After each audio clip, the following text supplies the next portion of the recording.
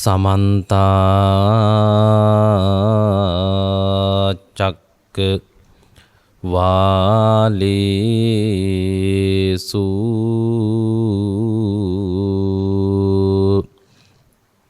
අත්‍රා ගච්ඡන්තු දේවතා සද්දම්මං මුනි රාජත්ස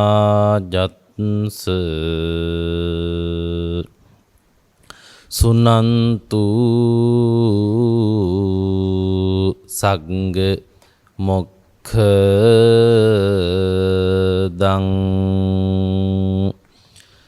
ධම්මත් ශවන කාලෝ අයං බදන්තා ධම්මත් ශවන කාලෝ අයං බදන්තා ධම්මත් ශවන කාලෝ අයං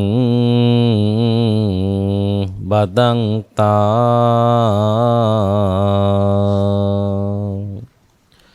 නමෝ තස්ස භගවතෝ අරහතෝ සම්මා සම්බුද්දස්ස නමෝ තස්ස භගවතෝ අරහතෝ සම්මා සම්බුද්දස්ස නමෝ තස්ස භගවතෝ අරහතෝ සම්මා සම්බුද්දස්ස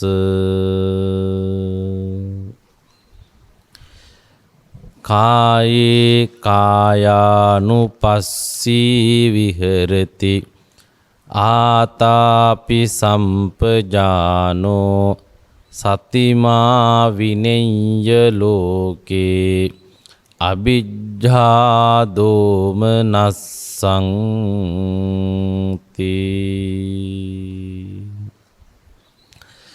සදහෙති කරුණාබර සුපින්නතුනි නිවනට මග කියන සද්ධර්ම දේශනා මාලාවේ පස්වන ධර්ම දේශනාවයි අද මිනුවන්ගොඩ පදිංචි සාන්ත ජයසූරිය මහත්මයා සහ හර්බර්ට් ජයතිලක මහත්මයාගේ දායකත්වයෙන් මේ සිද්ධ කරනු ලබන්නේ. පින්වත්නි, මූලික දේශනා තුල අපි ඔබට මේ ධර්ම මාර්ගයේ ගමන් කරන ශ්‍රාවකෙක් හැටියට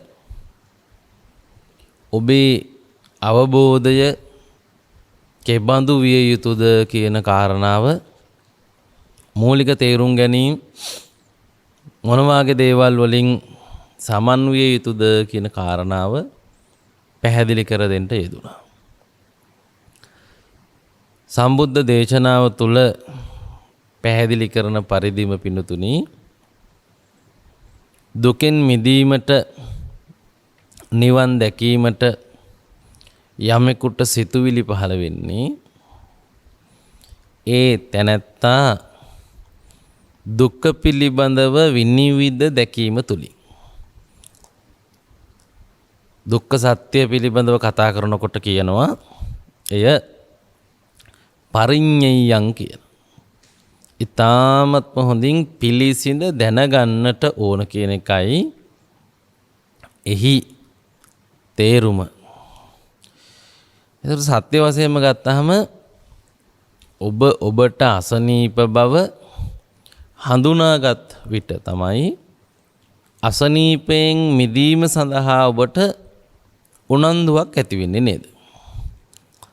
අසනීප ඔබට තිබුණත් ඔබට අසනීප බව තාමත් දන්නේ නැත්නම් එවැනි අවස්ථාවක ඔබ ඖෂධ ලබා ගැනීම සඳහා ඊ타ත්ම හොඳ උනන්දුවකින් කටයුතු කරන්නේ නැහැ.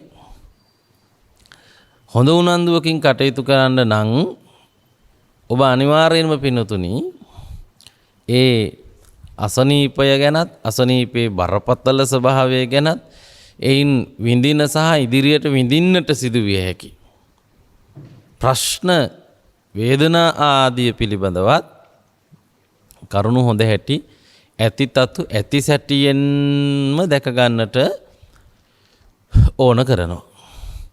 අන්න ඒ අනුව තමයි අපි මේ දේශන මාලාවේ මුලදී පින්නතුන්ට පැහැදිලි කළේ බෞද්ධ දර්ශනය තුල පැහැදිලි කරන දුක පිළිබඳව. ඔබ ඊ타ත්ම හොඳින් හිතන්න කියලා. එහි පැහැදිලි කරන දුකට අනුව දුක භෞතිකමය තත්වයක් මත පදනම්ව ඇතිවන්නක් නෙමෙයි අපේ මනසේ අපේ හිතේ ස්වභාවයන් මත හිතන ආකාරයන් මත තීරණය වෙච්ච එකක්.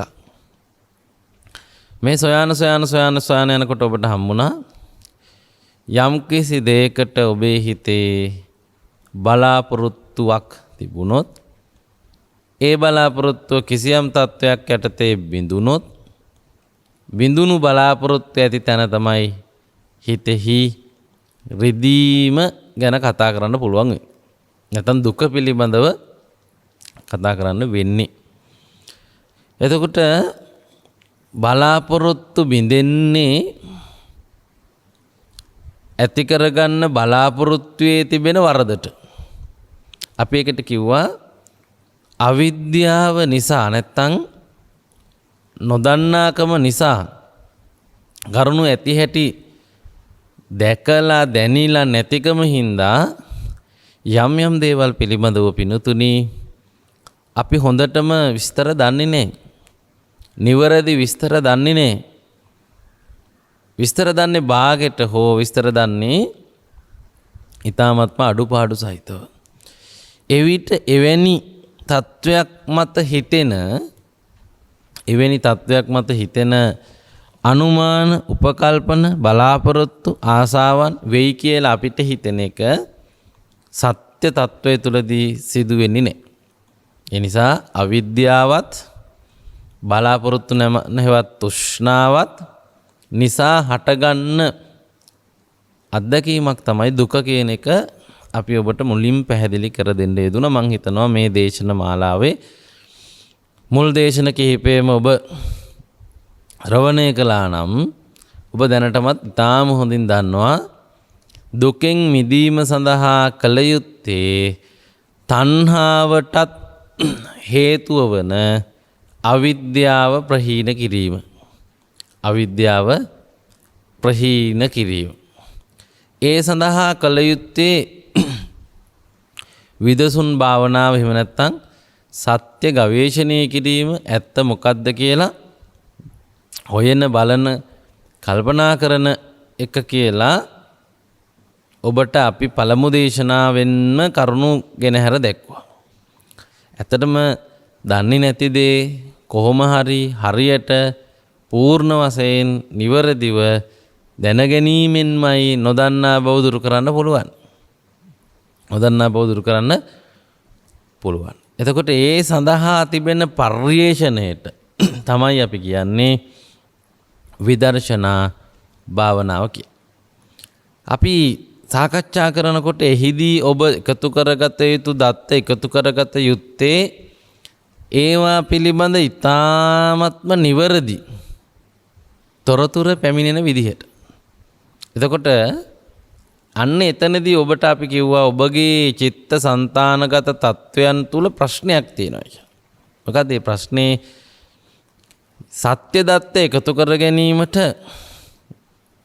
නොහැකි වෙන විදිහට සත්‍ය දත්ත එකතු කර ගැනීමට නොහැකි වෙන විදිහට ඔබ තුල ක්‍රියාත්මක වෙන ක්ලේශ ධර්මයන් එහෙම නැත්නම් නීවරණ ධර්මයන්. එතකොට මෙම නීවරණ ධර්මයන් නිසා අපිට මොකද වෙන්නේ? දත්ත එකතු කරන අවස්ථාවේදී නැත්නම් විදසුන් වඩන අවස්ථාවේදී ඒවා පිළිබඳ නිවැරදි තොරතුරු දත්ත එකතු කර ගැනීමට බැරි වෙනවා. එතකොට පර්යේෂණය අසාර්ථකයි, අපේ ඉලක්කය ඉටු නොවේ. ඒ නිසා ඒ සඳහා විසඳුමක් හැටියට බුදුහාමුදුරුවෝ යෝජනා කළා විදසුන් වැඩීමට පෙර නීවරණ යටපත් කිරීම කළ යුතුයි කියලා. නීවරණ යටපත් කිරීම සඳහා තියෙන අභ්‍යාසය මොකක්ද? ඒ තමයි සමාධි භාවනාව. සමාධි භාවනාවේ ආනිසංස වල තියෙන ප්‍රධානම එකක් තමයි පංච නීවරණ ධර්ම යටපත් වීම. ඊළඟට නිවනට පක්ෂපාතී බෝධිපාක්ෂික ධර්ම අතර පංච බල, පංච ඉන්ද්‍රිය කියන මේ තත්වයන් සද්ධා, වීර්ය, සති, සමාධි, ප්‍රඥා කියන ඒවා ශක්තිමත් වෙන්නේ පින්නතුනි සමාධි භාවනාව තුලින්. එතකොට ඔබට දෙආකාරයකින් සහයෝගයක් හම් වෙනවා විදර්ශනාව සඳහා සමාධියෙන්. එකක් බාධා කරන ධර්ම යටපත් කිරීම අර්ථයෙන් උදව් කරනවා. ඊළඟට අවශ්‍ය කරන ධර්මය, ඒ කියන්නේ බල ධර්ම වගේ ඒවා පිහිටන අර්ථයෙන් ඔබට විදසුන් සඳහා අදාළ සහයෝගය ලැබෙනවා. ඊළඟට අපි බලනකොට සමාධිය ලැබීම සඳහා නැත්තම් නීවරණ යටපත් කිරීම සඳහා අපි මොනවද කරන්න ඕනි? අපිට මොකක්ද බුදුහාමුදුරුවෝ දේශනා කරපු මේ පිළියම අභ්‍යාසය කියලා බලනකොට ඒකෙදි තියෙන්නේ පංචකාම වස්තු වෙත හිත යන්න දෙන්නේ නැතුව ඔබ තෝරාගත්ත අරමුණ වෙත හිත යොමු කරගෙන කෙසේ හෝ සිටීම.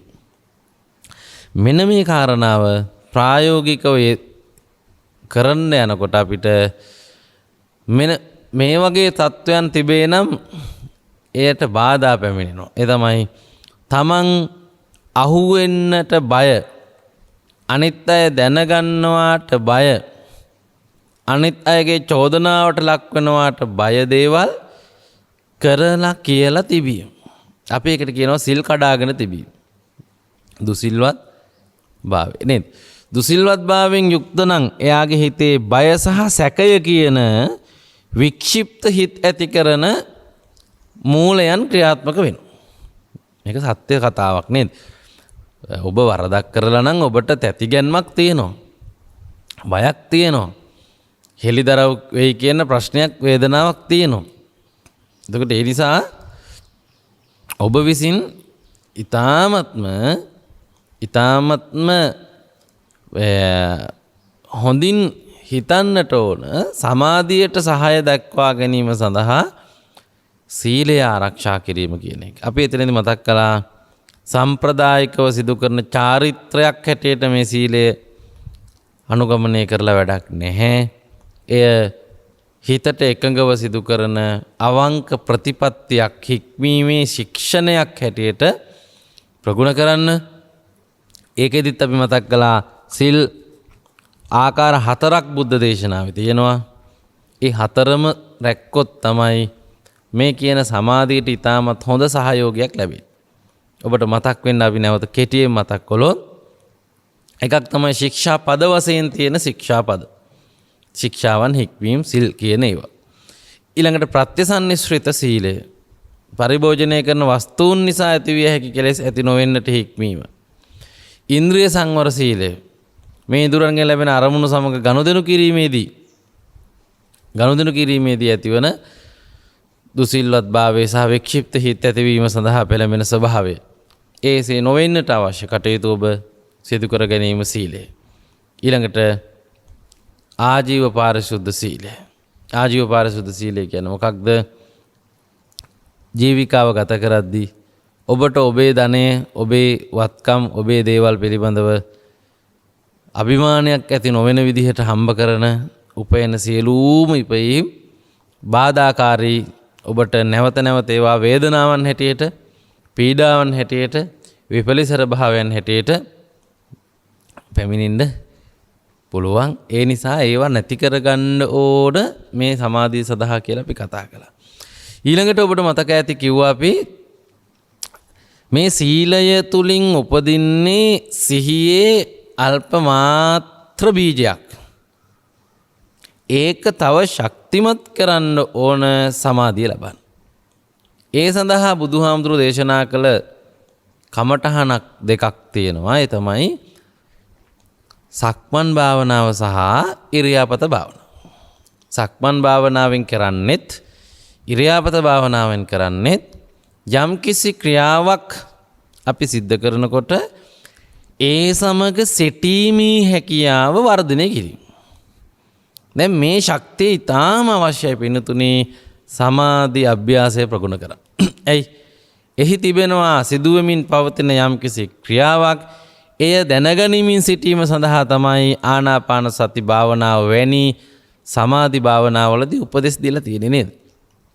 උපදෙස් දීලා තියෙන්නේ. එතකොට අන්න ඒ නිසා අපි ඔබට අනුමත කළා සක්මන් භාවනාව නිතර කරන්න. ඉරියාපත භාවනාව නිතර කරන්න.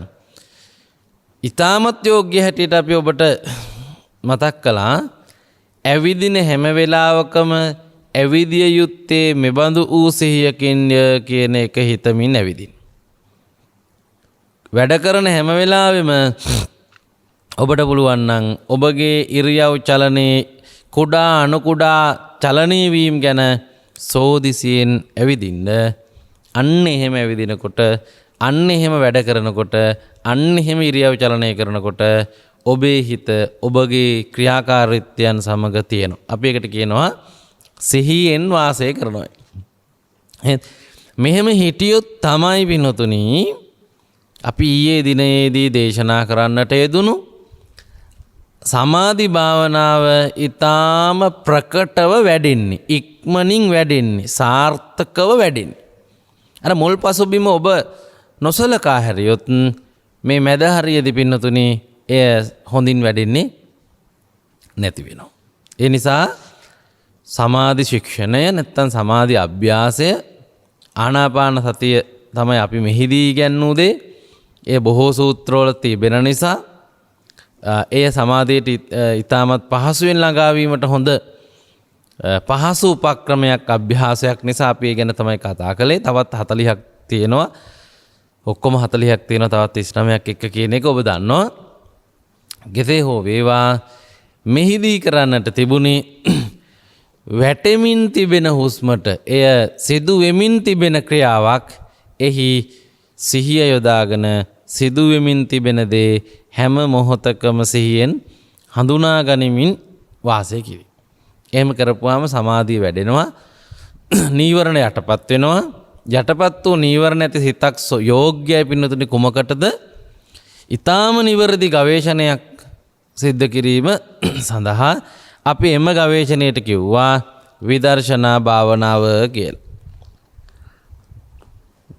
මේ විදර්ශනා භාවනාවේ ප්‍රධාන කොටස් 4ක් නැත්නම් ශේෂ්ත්‍ර 4ක සිහිය පිහිටවන්න තියෙනවා. එහි පළවෙනි කොටස පිළිබඳව තමයි මෙම දේශනාවෙන් අපි ඔබට කරුණු පැහැදිලි කිරීමක් සිද්ධ කරන්නට යන්නේ. දේශනාව වඩාත් සරල වීමටත් ඒ වගේම කෙටි වීමටත් අවශ්‍ය නිසා අපි ඒ සඳහා පාලි වාක්‍ය දීර්ඝ වශයෙන් පැහැදිලි කිරීම කියන කාරණාව මේ දේශනාවේදී අඩුවෙන් තමයි සිද්ධ කරන්නේ. එකක් දේශනාව ඔබට සරල වෙන්න ඕන, පැහැදිලි වෙන්න ඕන. අවසානයේදී මේ කමඨහනක් හැටියට පුහුණු කළ යුත්තක් පිළිබඳ අවබෝධයක් ඔබ ලබන්නට ඕන. ඒ නිසා අපිට අදාළම කොටස් පිළිබඳ විතරක් කල්පනාව යොමු කිරීම ප්‍රමාණවත්ය කියලා අපි කල්පනා කරමු. පිළිතුරේ සතිපට්ඨාන සූත්‍රයේ තියෙනවා කායේ කායානුපස්සී විහෙරති. කායෙහි කායික ක්‍රියාවන් අනුව සිහිය, කායික අවස්ථාවන් පිළිබඳ සිහිය යොමු කරමින් කටයුතු කරන්න. එතකොට එහෙම ආතාපි වීරියෙන් කටයුතු කරන, සම්පජානෝ ප්‍රඥාවෙන් කටයුතු කරන, ආතාපි සම්පජානෝ එහෙම කරන කෙනා සතිමා හොඳ සිහියෙන් කටයුතු කරන කෙනා. එයා විනේය ලෝකේ අවිජ්ජා දෝමනස්සං. අවිජ්ජා කිව්වේ දැඩි ලෝභය, දෝමනස්සය කිව්වේ දැඩි වෛරය, නැත්තම් තරහ. මෙන්න මේවා විනීය කිව්වේ දුරු කරගන්නවලු. එහෙමනම් කායගත සති භාවනාව නැත්තම් කායානුපස්සනා සතිපට්ඨානය කියලා කියන්නේ මොකක්ද? ද්වේෂය, ලෝභය ඇතුළු ක්ලේශ ධර්මයන් ප්‍රහීන වීම සඳහා අත්උදව් සපයන කර්මස්ථානයක් කියන එක කායගත සති සූත්‍රය, සතිපට්ඨාන සූත්‍රය ඇතුළු බොහෝ තවත් සූත්‍ර පිළිබඳව. දැන් ගිරිමානන්ද සූත්‍රයේමත් අසුභ සංඥාව වඩන තැන, පටික්කුල සංඥාව ගැන කතා කරන තැන්වල මේවා පැහැදිලි කරලා තියෙනවා. එතකොට ඒ අනුව පින්නතුනි සිරුර පිළිබඳ යථා තත්ත්ව නොදැනීම නිසා උපදින යම් ආශ්‍රව ධර්මයක් වෙනවා නම් එහෙම සියලුම ආශ්‍රව ධර්ම මේ සිරුරේ යථා ස්වභාවය දැකීමෙන් දුර වෙන බව කියනවා මජ්ක්‍ධිම නිකායේ සබ්බාසව සූත්‍රයේ දස්සනා පහතබ්බා කියන තැන. දස්සනා පහතබ්බා කියන තැන තියෙන්නේ කයෙහි අනිත්‍ය දුක්ඛ අනාත්ම ආදී යථා තතු මනවින් බලන්න හොඳටම තේරුම් ගන්න. දැකීම, දස්සනා දැකීම තමයි මේ කියන ප්‍රතිලාභ සාධනය සඳහා උපකාර වෙන්නේ. එතකොට දැන් මේක මම එහෙම විශේෂ කරලා කියන්න හේතුව ඇතමුන් උත්සාහ කරන්නේ මේ කරුණු දැන ගැනීමටයි, පාඩම් කර ගැනීමටයි, කටපාඩමේ තබා ගැනීමටයි, කොළ උපකාරක දේවල් පාවිච්චි කරමින් සාකච්ඡාවලට මේක භාජනය කිරීමටයි නේද? නමුත් බුද්ධ දේශනාවේ මතක් කරන්නේ කොහොමද? මේ ඔබ දැනගෙන හිටියාට ප්‍රමාණවත් නැහැ. මෙහි දැකගත යුතු පවතින යථාර්ථයන්, ඇත්ත තත්වයන් පින්නතුනේ ඔබ දකින්න ඕන. දකින්න නම් බලන්න ක්‍රමයක් තියෙන්න ඕන. අන්නේ බලන ක්‍රමයට කියනවා කමඨහනක් කියලා. නැත්නම් අභ්‍යාසයක් කියලා, භාවනාවක් කියලා, විදර්ශනාවක් කියලා කියනවා. මේ දේවල් අපි කලිනුත් දන්න දේවල්, ඒවා ගැන විශේෂයෙන් බලන එකට කියනවා විදර්ශනා භාවනාව කියලා. විදර්ශනා භාවනාව කියලා. එතකොට එසේ සිරුර පිළිබඳව මනාව තතු දැනීමෙන් ධර්මයේ සඳහන් කරන විදිහට යාට මගඵල ලබන්න පුළුවන්. සෝතාපට්ටි ඵලයටපත් වෙන්න පුළුවන්. දුකෙන් මිදෙන්න පුළුවන්. දිට්ඨ ධම්ම සුඛ විහරණය සඳහා රහතුන් වහන්සේලා පවා නැවත නැවතත් මේ කායගත සතියෙහි යෙදෙන බව සූත්‍රවල තියෙනවා. රහතුන් වහන්සේලාට කරගත යුතු කිසිවක් නැහැ. කතං කරණීයං කියලා කියන්නේ කළ කිස නිම කළෙමි කියලා. නමුත් දිට්ඨ ධම්ම සුඛ විහාර කියන්නේ මේ මොහොතේ වඩාත්ම සුවපත් වීම සඳහා උන්වහන්සේලා පවා මේ කායගත සතිය වඩනවා කියන එක පිළිතුරේ පැහැදිලි කරනවා. ඊළඟට ගත්තහම ඔබ දන්නවා බුද්ධ ධර්මයේ තුල කතා කරන සියලු කතා ඇතුලේ මමත්වය කියන කාරණාව තමයි ප්‍රබලම අකුසලයක් නැත්නම් සංයෝජන ධර්මයක් සසර පැවැත්මට හේතු වෙන හේතුවක් හැටියට පැහැදිලි කරන්නේ. අපිට ඇති වෙන මමත්වය, මම කියලා කෙනෙක් ඉන්නවා වාගේ දැනෙන එක. ඒතර ඒ සඳහා අපිට සිදු කරන්නට තිබෙන පරිශ්‍රණයේ එක ප්‍රධාන කොටසක් තමයි ශරීරය. එක ප්‍රධාන කොටසක් තමයි ශරීරය. මොකද සක්කාය දිට්ඨිය කියනකොට මේ කරජ කය විතරක් නෙමෙයි ඇතුළත් වෙන්නේ පංච උපාදානස්කන්ධයම ඇතුළත් වෙනවා. ඒතර ඒ කියන්නේ මේහා බැඳි හිත, මේහා බැඳි හැඟීම්, වේදනා, මේහා බැඳි සංඥා, මේහා බැඳි කර්ම ශක්තිය සහ සිදු කරන තව තවත් ජනනීය බලයන්. ඒ කියන්නේ කර්ම ශක්තියින් ඒවා ඇතුළු මේ ස්කන්ධ පහම තුල තමයි මමත්වය ඇති වෙන්නේ. මගේ හිත කියලා කියන්නේ, මට දැනුණා කියලා අපි කියන්නේ, මගේ ඇඟ කියලා අපි කියන්නේ, මට තේරෙන දේවල් කියලා අපි කියන්නේ නේද? මගේ කර්ම ශක්තිය කියලා අපි කියන්නේ. එනු ගත්තාම සක්කාය දෘෂ්ටිය දුරු වීම සඳහා ස්කන්ධ පහම පරිශ්‍රණය කරන්න ඕන. එහි ප්‍රමුඛ එකක් හැටියට නැත්නම් ප්‍රබල එකක් හැටියට ඊ타ත්ම ගැඹුරින් හිතන්නට අවශ්‍ය එකක් හැටියට ධර්මයේ මේ සිරුර පිළිබඳව කය පිළිබඳව තියෙන අධ්‍යයනය පින්නතුනි සඳහන් වෙලා තියෙනවා. ඒ නිසා කායගත සති කියන කොටස අපි වඩනකොට පුහුණු කරනකොට ඊටාම වැදගත් අවස්ථාවක් වැදගත් පරිශ්‍රණයක් තමයි මේ සිද්ධ කරන්න කියන සිතුවිල්ල පින්නතුන්ට ඇති වෙන්න. ඇයි? බුදුරජාණන් වහන්සේ ඊටාම පැහැදිලිව දේශනා කළා කායගත සති සූත්‍රයේදී එය වැඩිමෙන් ධර්ම අවබෝධය මගබල වලට පත්වීම සංයෝජන ධර්ම ප්‍රහීන වීම මේ සූත්‍රයේම තියෙන සතිපට්ඨානයේ විනීය අභිජ්ජා දෝමනස්සං කියන ලෝභය ද්වේෂය දුරු කර ගැනීම මේ කායේ කායානුපස්සී විහෙරති සතිමා විනේය ලෝකේ කියලා කියනවා. කයේ ඊටාම හොඳින් යෙදීමෙන් පුළුවන්. එතන මේ කමඨහන වඩද්දී ඔබ තුල තිබෙන්න ඕන ගුණ තුනක් මේ පාලි පාඨයේ සඳහන් වෙනවා. එකක් වීරිය කියලා කියන එක ඔබ දන්නවා. උත්සාහයට වගේම නිවරදිව අඩුපාඩු බලමින් අඩුපාඩු සකස් කර ගැනීම කියන කාරණාව තමයි සම්මා වායාම යටතේ ගොඩාක් විට කියන්නේ. එතන මේ කමඨහන වඩද්දී ඔබට එහෙම හොඳ අවංක නිවරදි වීමේ වමනාවකින් පුහුණු වීම කියන සංඥාව ඒ වෙත කටයුතු කිරීමේ ප්‍රවණතාවයක් අවශ්‍යයි. ඊළඟට යම් කරුණු දැනගන්න ඕන.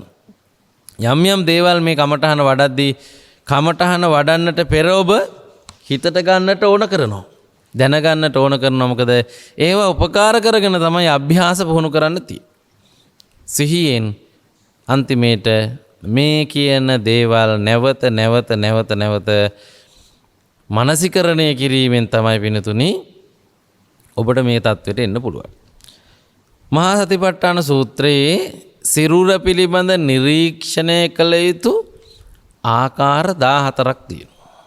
පබ්බ වශයෙන් එක් පරිච්ඡේදයක් නම් කරලා පටික්කුල මනසිකාර පබ්බය, ධාතු මනසිකාර කොටස, ඊළඟට අසුභ සංඥාව තියෙන කොටස, සීවතික පිළිබඳව මෙහෙම මේ සිරුරේ ස්වභාවයන් තේරුම් ගැනීම සඳහා වෙනම විස්තර තියෙන කොටස් 14ක් තියෙනවා. එයින් එකක් තමයි ආනාපාන සති සමත භාවනාව.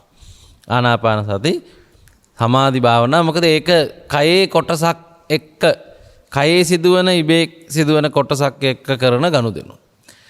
එතකොට මේ කියන සියලුම පර්යේෂණවල තියෙන පර්යේෂණ තොරතුරු හෙළිදරව් කරගත හැකි අභ්‍යාසයක් එහෙම නැත්නම් භාවනාවක් හැටියට තමයි ඔබට අප කියලා දෙන කායගත සති භාවනාව පිනතුනි අන්තර්ගත කරලා තියෙන්නේ නැත්නම් පැහැදිලි කරලා තියෙන්නේ. එහි අපිට ප්‍රධාන ප්‍රශ්න කිහිපයක් යටතේ ගවේෂණය කිරීමෙන් මේ අධ්‍යයනය පහසු කරගන්න පුළුවන්. ඒ නිසා අවශ්‍ය කෙනෙක්ට මේ ගවේෂණ ගැටලු ටික ලියා ගන්න පුළුවන්. මොකක්ද පළවෙනි එක? අපි සොයමු පින්නතුනි කය යනු කුමක්ද කියන ප්‍රශ්නෙට උත්තරයක්. ඊළඟට එය සකස්ව තිබෙන්නේ මොනවාගෙන්ද කියන ප්‍රශ්නෙට තොරතුරු ටිකක්. ඊළඟට ඒ අනුව සිරුර පිළිබඳව අපි තේරුම් ගත යුතු සිරුර කොයි වගේද කියන ප්‍රශ්නය යටතේ සිරුරේ ධර්මතාවයන් මොනවද කියන එක අපි තේරුම් ගමු. ඊළඟට අපි අවසාන වෙනකොට හොයාගමු සිරුර පිළිබඳ කෙසේ දැන හැඳින ගනිමින් සිටීමෙන්ද රාග දේශ මොහ උපදින්න නැති වෙන විදියට සිරුරත් එක්ක ගනුදෙනු කරන්න පුළුවන් වෙන්නේ කියලා. එහෙම ක්‍රමයක් තියෙනවා. රාග ද්වේෂ මොහ ජනිත වෙන්නේ නැති ආකාරයට සිරුර සමග ගනුදෙනු පවත්වන්න පුළුවන්. නේද? මේ භාවනාව තුළින් අපි හොයාගන්න යන්නේ උත්තරේ. නේද? හොඳයි. එහෙමනම් අපි දැන් මේකේ පියවරෙන් පියවර ඉස්සරහට යමු. පළවෙනි එක තමයි කය ශරීරය කියලා කියන්නේ මොකක්ද කියලා හඳුනා ගැනීම. පිනතුනි යම් කිසි දෙයක් මොකක්ද කියලා හඳුනා ගන්නකොට අපි කර යුතු පළවෙනි දේ තමයි සීමාව හඳුනා ගැනීම. අපි තුන් පන්සල කියන්නේ මොකක්ද කියලා හඳුනා ගන්නකොට මුලින්ම අපි ඒකේ ඉඩමේ වැටවල් ටික හොයාගන්න ඕන. පාසල කියන්නේ මොකක්ද? රෝහල කියන්නේ මොකක්ද? මේකේ මුලින්ම අපිට තේරෙන්න ඕනේ සීමාව මොකක්ද කියලා. සීමාව මොකක්ද කියන එක. එතකොට එහෙම බලපුවාම ඔබගේ ශරීරයට තියෙනවා සීමා ටිකක්. ඔළුව පැත්තෙන් නැත්නම් උඩ පැත්තට එනකොට ඒක හිස කෙස් වලින් ඉවරයි. හිස කොස් වලින් උඩට තියෙන අමතර ඔබ දාලා තියෙන පළඳන ආදී අපි ගණන් ගන්නෑ නේ ඇඟේ කොටස් කියලා. හිස මුදුනෙන් ඉවරයි. පහළ පැත්තෙන් ගත්තහම යටිපතුලෙන් ඉවරයි. ඉතින් උඩ පැත්තෙන් කෙස් වලින් පහළට යටිපැත්තෙන් යටිපතුලේ සිට ඉහළට අයිති වෙනවා ඇඟට. වටේට ගත්තහම ඇඟ එක එක තැන් එක එක හැඩ. සමහර තැන්වල උල් තියෙනවා, සමහර තැන්වල සිදුරු තියෙනවා, සමහර තැන්වල නිරාපුව තියෙනවා, සමහර තැන්වල කූරු කූරු වගේ තියෙන ඇඟිලි වගේ නේද? හැබැයි මේ හැම තැනම තියෙනවා අග කෙලවරේ තච්ච පරියන්තං පූරං හම කියන අවසාන අවස්ථාව. හම කියන එක තමයි මේ හැම එකේම කෙලවරම තියෙන්නේ. එතකොට අපිට එහෙමනම් සිරුර යනු කුමක්ද කියන ප්‍රශ්නෙට එක් පිළිතුරක් හදාගන්න පුළුවන් මෙහෙම. මොකද හිස මුදුනින් පහළට යටිපතුලෙන් ඉහළට හම කියන සීමාවෙන් ඇතුළට තියෙන දේවල් වලට තමයි අපි හඳුනා ගැනීම පදයක් හැටියට කය කියන වචනේ පාවිච්චි කරලා තියෙන්නේ. දැන් මේක මේ විදිහටම නේද බුදුහාමරත් කියලා තියෙන්නේ.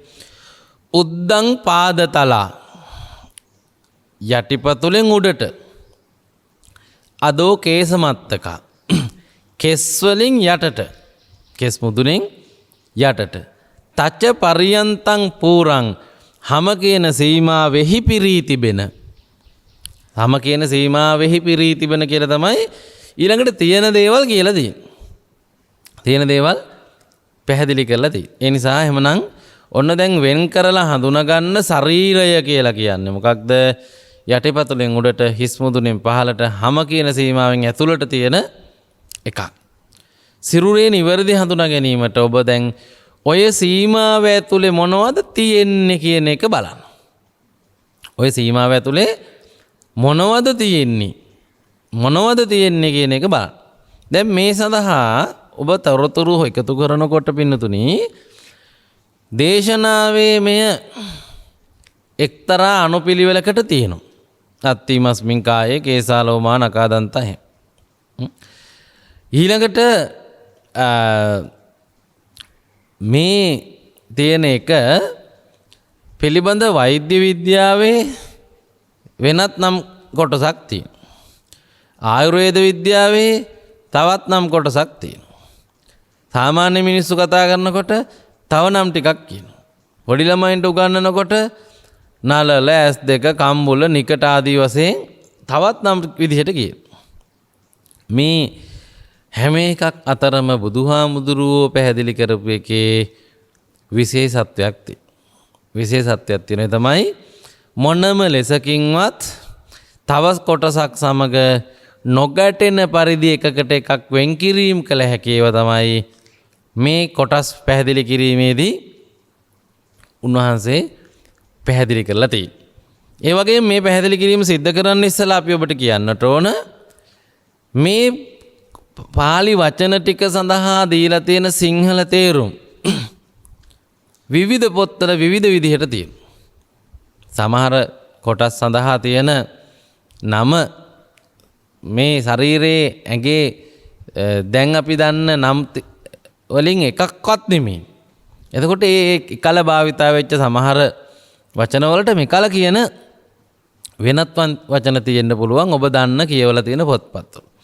ඒ නිසා මෙහි දැන් අවසානට වඩා වැදගත් සහ අවශ්‍ය වන්නේ කුමක්ද කියන එක තේරුම් ගැනීම වැදගත්.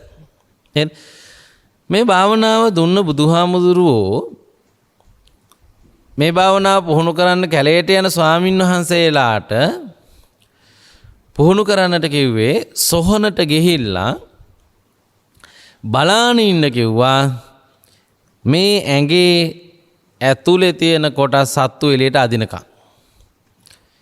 සොහනට ගිහිල්ලා තියෙන මිනිහ දින ගණනින් පරණ වෙනකොට එහෙම බලාන ඉන්න කියලා කිව්වා. ඊළඟට සත්තු ඇවිල්ලා අදිනකොට අර පෙනෙන්නේ නැති ඇතුලේ තියෙන කොටස් පිළිබඳ හඳුනා ගැනීම කරන්න කිව්වා.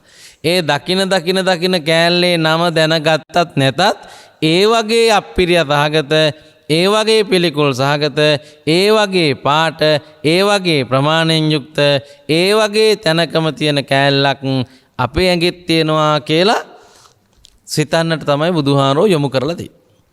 එතකොට දැන් සත්තු අනුපිළිවෙලට කන්නේ නෑනේ. ඉස්සෙල්ලා කෙස්, ග්ලොම්, නිය, දත් එහෙම පේන්නේ නේද? මේක ඇත්තටම දැනගත යුත්තේ අනුපිළිවෙලටයි කියන කතාවක් මං හිතන්නේ අපි හිතාගෙන. එහෙම එකක් නේ. විය යුත්තේ මේ සිරුර අභ්‍යන්තරය විවෘත කරලා නිරීක්ෂණය කිරීමක් කරන එක.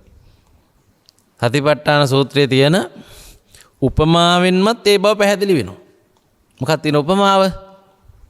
එහි තිබෙනවා මල්ලක විවිධ ධාන්‍ය වර්ග තියෙනවලු.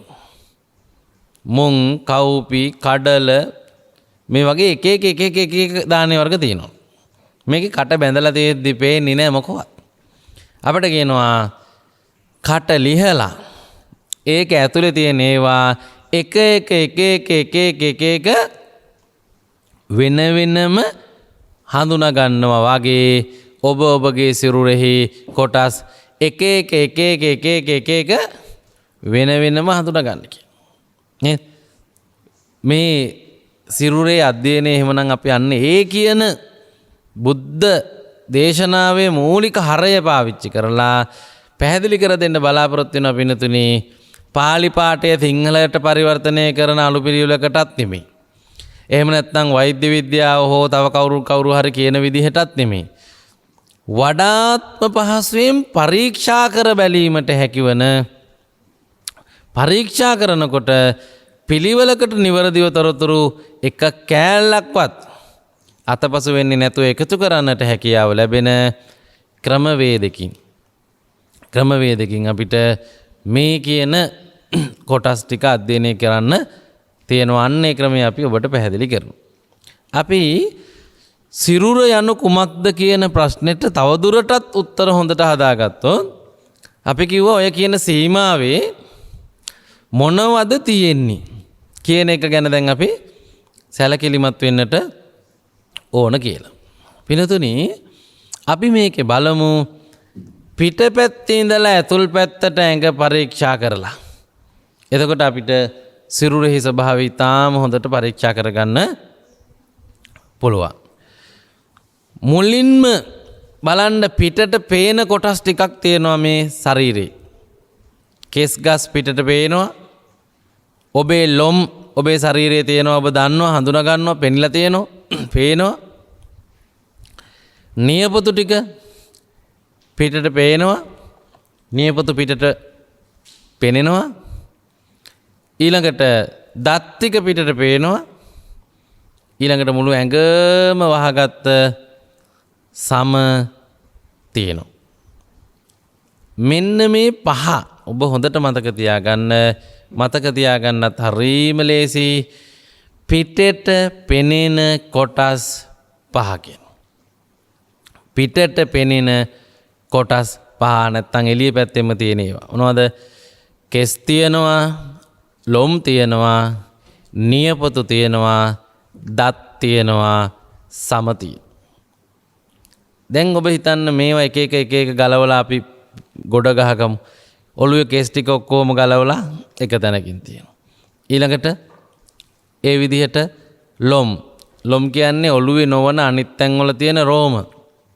ඉකිලි කිහිලි රෝම කූපවල රැවුල හැටියට තියෙන ඒවා අයිති වෙනවා ඒ කියන ලොම් කියන කොට්ටාසයට. නියපොතු ඔබ දන්නවා අත්වල, පාවල, ඇඟිලිවල තියෙනවා. දත් සම ඔබ දන්නවා. සම කියලා කියන්නේ මුළු ඇඟේ තියෙන ඔක්කොම කොටස් වහගෙන තියෙන ආවරණය වගේ එකක් චවි මේකේ පිටපැත්තෙම තියෙන. එතකොට මෙන්න මේ කොටස් පහ අපි ගලවලා ඊළඟට බැලුවොත් එහෙම හැමට යටින් තියෙන හැමතැනම වගේ තියෙන පොදු දේවල් මොනවද කියලා. හැමට යටින් තියෙන පොදු දේවල් මොනවද කියලා ඔබට හම්බෙනවා තව කොටස් 4ක්. එකක් තමයි මස් හම්බෙනවා. ඒකෙන් තමයි පිනතුනේ ඇත්තටම ඇඟේ හැඩය හදලා දීලා තියෙන්නේ. ඇඟේ හැඩය හදලා දීලා තියෙන්නේ. මස්. ඊළඟට තියෙනවා නහර. නහර කියන්නේ මොනවද? මේක ඇතුලේ තියෙන එහෙට මෙහෙට යන එක එක සයිස් එකේ බට. එක එක දේවල් යනවා. හුලං යන බටක් තියෙනවා. ලේ යන බටක් තියෙනවා. මූත්‍රා යන බටක් තියෙනවා. නේද? මේ වගේ ලොකු ඒවා තියෙනවා. මේ පොඩි ඒවා තියෙනවා. නාලිකා කේශනාලිකා දක්වා තියෙනවා නේ. ඊළඟට පිරිසුදු ලේ යන ඒවා තියෙනවා. අපිරිසුදු ලේ යන ඒවා තියෙනවා. මේ ඔක්කොටම බුදුහාරෝ කිව්වේ එක නමයි. ඒ තමයි නහාරු. නහර. ඇත්ත වශයෙන්ම ශරීරය බැලුවා මෙහෙම මුළු ශරීරයේ පුරා විහිදිච්ච නහර පද්ධතියක් තියෙනවා. ඒක ඇඟේ හැම තැනටම හැමට යටින් පොදු දෙයක්. ඊළඟට තියෙනවා ඇටකොටු. ඇට සැකිල්ල අස්ති. දැන් ඔබ ඇඟිල්ලක් විතරක් අරගෙන බැලුවත් ඉස්සෙල්ලා හැම තියෙනවා, හැමට යටින් මස් තියෙනවා, මස් වලට යටින් ඊට පස්සේ නහර, ඊට පස්සේ හම්බ වෙනවා ඇට. ඊට යටින් තියෙනවා ඇට මිදුළු. මොනවටද ඇට මිදුළු කියන්නේ? ඇට මිදුළු කියන්නේ පින්නතුනි අස්තිවල ඇතුලේ තියෙන කොටසකට. අස්තිවල ඇතුලේ තියෙන කොටසකට. ඒ තරම්ම පිරිසුදු එකක් නෙමෙයි, ලස්සන එකක් නෙමෙයි, හොඳ එකක් නෙමෙයි. අපි මේ දේශනාවේ අගට එහෙම කමටහනක් විදිහට මේ ගැන හිතන දේශනාවක් ඔබට මද වශයෙන් තේරුම් ගැනීමේ පහසුව සඳහා පැහැදිලි කර දෙන්න. කොහොම හරි දැන් මේ හඳුනාගන්නේ කොටස්නේ. එතකොට මස්, නහර, ඇට මිදුළු කියන හතර. මස්, නහර, ඇට මිදුළු කියන හතර පිනතුනි මතක තියාගන්න. මතක තියාගන්න ලේසි මාතෘකාවක් අපි හදනවා. මොකද්ද? සමට යටින් ඇති කොටස් 4. හැමට යටින් ඇති කොටස් 4. ඊළඟට ඔළුවේ තියෙනවා එකක්. කිස් කබල ඇතුලේ තියෙනවා වෙනමම අමුතුම එකක්. ඒ තමයි මොළය. පාලියෙන් මත්තලුංගන් කියලා තියෙන මොළ ලොඳ. මේක පාටින් විතරයි වෙනස්. කුරුම්බ ලොඳ වගේ ලොඳ ස්වභාවයක් තමයි තියෙන්නේ. පාට වෙනස්. කුරුම්බ ලොඳ සුදු පාටයිනේ. මේක ඒකට අදාළ විවර්ණ ස්වභාවයක්. රත් පැහැයට සමාන ස්වභාවයක්. තනින් තන දුඹුරු පාට සුදු පාට වගේ අර ඇතුළත සැරව පිරුණු පණුව වගේ මේකේ විවිධ ස්වරූපයෙන් තියෙන්න පුළුවන්. මේක හැඩ වශයෙන් දැන ගැනීම, ස්වභාවයේ වශයෙන් දැන ගැනීම, ගඳ සුවඳ වශයෙන් දැන ගැනීම ආදී දේ වැදගත් මේ පිළිබඳ නිවැරදි තක්සේරුකරණයක් කර ගැනීම සඳහා. ඒකට ඔළුවේ තියෙනවා එකක් කියලා මතක තියාගන්න. ඒ තමයි මොළය. ඊළඟට ඔබේ පපුවේ තියෙනවා, පපුව හරිය ගත්තාම තියෙනවා කොටස් දෙකක්. එකක් තමයි මුළු ඇඟටම හුලං සම්පූර්ණයෙන්ම යවන පොම්ප කරන හෘදේ වස්තු. හදවත. හදයන් කියලා පාලියෙන් තියෙනවා මේක. ඊළඟට එළියෙන් එන සුළඟ අවශ්‍ය එක අරගෙන පෙරලා අනිත් ටික ආපහු යවන පෙරහංකඩය. ඒ පෙරහංකඩයට අපි කියනවා පෙනහලු. පෙනහලු. දැන් මෙන්න පෙනහලු යුවලක් තියෙනවා. ඒක තනි ඉන්ද්‍රියක් හැටියට අපි ගණන් ගන්න මෙතනදී.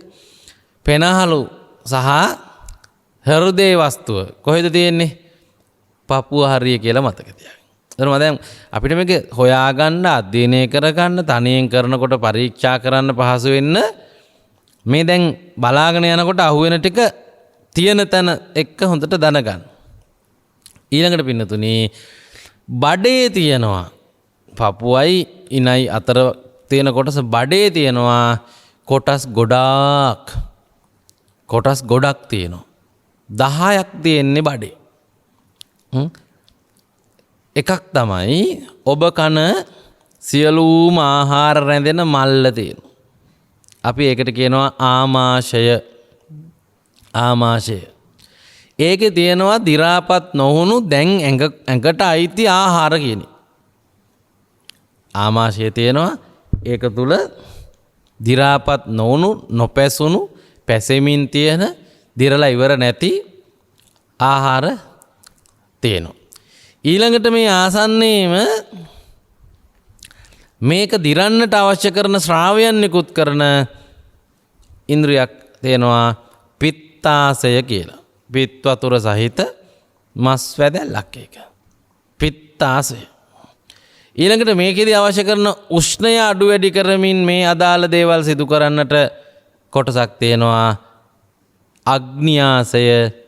ඕක ටිකක් රත් පැහැති දිව වගේ මේ කටේ තියෙන දිව තියෙන්නේ මැද ඕකේ තියෙන්නේ පැත්තක ඒ හින්දා එකට සිංහල ව්‍යවහාරයේදී ඇලදිව කියලාත් කියනවා. අග්නියාසය. දැන් බඩේ 4ක් කිව්ව නේද? මොනවද? ආමාශය. ඒක තුල තියෙනවා ආහාර. එතනම තියෙනවා තව දෙකක් ජීර්ණයට උදව් වෙන එකක් පිත්තාසය. අනිත් එක ඇලදිව එහෙම නැත්නම් අග්නියාසය. ඊට පස්සේ මේකෙදි මිශ්‍රණය වෙන තැම්බෙන කලවම් වෙන ආහාර ටික යන පාරක් තියෙනවා. පළවෙනියටම හම්බෙනවා කුඩා බඩවැල. ඒක හීනි ගොඩාක් දිගයි. සාමාන්‍යයෙන් ආයුර්වේද කියන්නේ පුද්ගලයාගේ උස වගේ 4 ගුණයක් 5 ගුණයක් විතර වගේ වෙනවා කියලා එයාට අදාළ කුඩා බඩවැලේ දිග.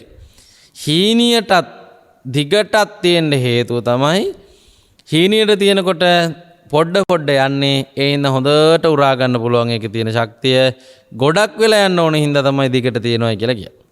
එතකොට කන කෑම හොඳට පෝෂණය උරා ගන්න පුළුවන් වෙන්න මේවා ස්වභාව දහමෙන් සකස් වෙලා තියෙනවා. ඊළඟට මහා බඩවැල තියෙනවා. මහා බඩවැල දිගෙන් අඩුයි මහතින් වැඩි. එතන මේකට කොඩා මහා කියන නම යෙදීම සඳහා බලපාලා තියෙන්නේ දිග නෙමෙයි මහත කියන දේ. කුඩා බඩවැල ඒක දිගින් වැඩි කෙට්ටුයි. මහා බඩවැල ප්‍රමාණයෙන් ලොකුයි දිගින් අඩුයි. ඒ අනුව අපිට මේක පරීක්ෂා කරනකොට හඳුනා ගන්න පුළුවන් එකක්. ඔබ මේකේ ඡායාරූප දැකලා ඇති, වීඩියෝ දර්ශන දැකලා ඇති. අර සොහොනට ගිහිල්ලා එදා සොහොනේදී සජීවීව දැක්කදේ අද එහෙම සොහොන් වල මිනි එළියේ නැති හින්දා බලන්න විදිහක් නැහැනේ. ඒ හින්දා වීඩියෝ කරපු එකක් ඒකේ බැලුවාම යම් ප්‍රමාණයකින් මේ තොරතුරු තේරුම් ගන්න පුළුවන්. හැබැයි සොහොනට ගියා නම් ගඳක් දැනෙනවා. සොහොනට ගියා නම් අප්පිරියාවක් තේරෙනවා. සොහොනට ගියා නම් ඒක ඊටාම හොඳට තව අල්ලලා වුණා බලන්න තිබුණා. හැබැයි මේ අද අපිට පාවිච්චි කරන්න වෙන දෘශ්‍ය ආධාරය අපි අපේ භාවනා වැඩසටහනවලදී මේ වීඩියෝ එක සම්පූර්ණයෙන් පෙන්නනවා ශරීරයක් හොඳට ලස්සන විදිහට එළියට පේන කෙස් තියෙන ඊටාම හොඳ පූර්ණ ශරීරයක් තරුණ කෙනෙකුගේ කොටස් කරලා මේ කෑලි 32ම වෙන වෙනම තියෙන අභ්‍යාසයක් සම්පූර්ණ වීඩියෝ පටයක් අපි කමටහන් ලබා ගන්න අපේ භාවනා මධ්‍යස්ථානවලට ආවහම හෝ අපි භාවනා වැඩසටහන වලට ගියපුවාම පුරුල් තිරයේ ඔබට පෙන්නනවා භාවනාවට පෙර.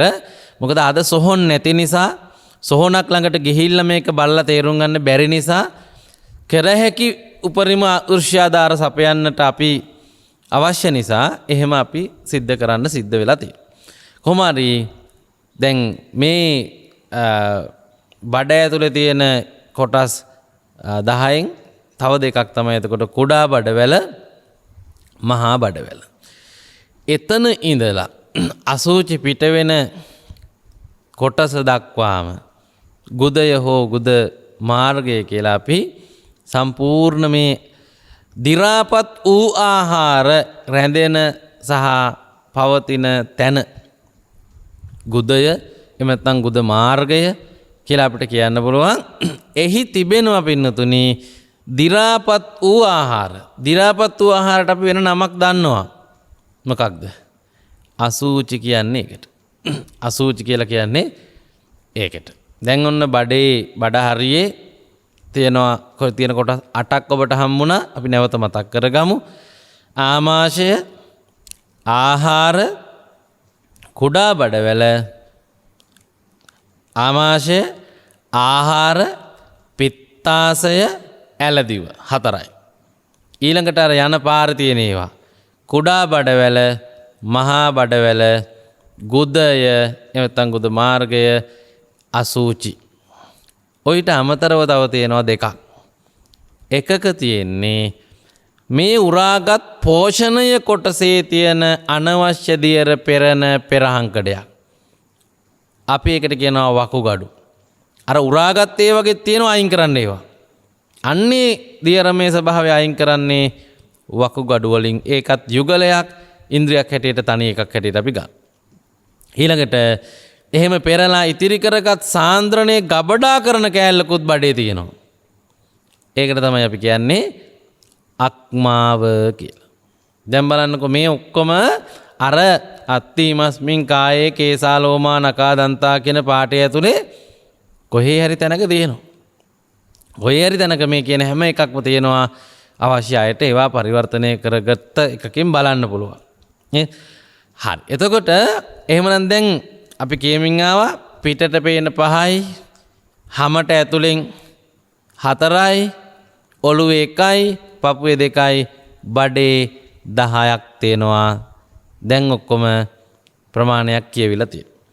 දැන් මේ හැමතැනම තිබුණා ඔය නහර ඇතුලේ එක එක කෑලිය වල ඇතුලේ හෘදේ වස්තු ඇතුලේ එහෙම අපිට එකපාරට පේනුන්නේ නැති හැබැයි තව දේවල්. ඒ ඔක්කොම පින්නතුනි දියර ස්වරූපයටයි කිට්ටු. දියර ස්වරූපයට කිට්ටු ගොඩක් දේවල් අපිට තියෙනවා මේ සිරුර තුලින් යලි හඳුනා ගන්න. ඒවා 10ක් තියෙන බව තමයි පැහැදිලි වෙන්නේ. අපි බලමු මොනවද කියලා. ඒවා ඇහි තියෙනවා දෙකක්. කබ සහ කඳුළු. කබ සහ කඳුළු තියෙනවා ඇහි. නාසය සහ ඒ ආශ්‍රිතව තියෙනවා දෙකක්. සෙම සහ සොටු. සෙම සොටු. කටේ තියෙනවා කෙල. දැන් ඔන්න දියර 5ක් අපි කිව්වා. කබ, කඳුළු, සෙම, සොටු, ඊළඟට කෙල. ඊළඟට ඇඟ පුරා තියෙනවා එළියේ පැත්තට මතුවෙන එකක් දාඩිය. දහඩිය. ඊට පස්සේ විටක එළියටත් එන එහෙම නැත්නම් හැමට ඇතුලේ තැම්පතුවක් විදිහටත් තියෙන මේද හේවත් තෙල්. ඒවා තියෙන තව ගොඩාක් තැන් තියෙන්න පුළුවන් ශරීරේ. එළියටම මතුවලා තියෙන්න පුළුවන්, හැමට ඇතුලෙන් තියෙන්න පුළුවන්, නහර ඇතුලේ තියෙන්න පුළුවන්. සමහර විට අක්මාවේ එහෙම තැම්පත් වෙලා තියෙන්න පුළුවන්. මේ එක එක තැන් වලදී වෛද්‍ය විද්‍යාත්මකව ඒවට නම් දරනකොට එක වෙනස් නම් දාලා තිබුණට මේ සියල්ලටම බුදුහාරන්ගේ පැහැදිලි කරන එක තමයි තෙල්. මේදේ කියන වචනේ. ඊළඟට තියෙනවා මුළු නහර ප්‍රමාණය ඇතුලේ ලේ කියන කොටස. ලේ ශරීරේ පුරාම රුධිරය කියන එක තියෙනවා. ලේ. ඊළඟට ඒ ලේ නරක් වීම නිසා හටගන්න ඒවා ලේ වලක් තියෙනවා. සමහර විට තුවාල වලක් තියෙනවා, තැල්මවල් තියෙන තැන් වල තියෙනවා. ඒවට කියනවා සැරව කියලා. ලේ ඊළඟට සැරව. ඊළඟට අර වකුගඩු වලින් පෙරපු දියරය මූත්‍රා කියන එක. බලන්න දියර වර්ග ඔක්කොම දැන් කීයක් අවිත් තියෙනවද කියලා. කබ, කඳුළු, සෙම, සොටු, කෙල, දහඩිය, තෙල්, ලේ, සැරව, මූත්‍රා කියන 5. එතකොට ඔක්කොම 10යි.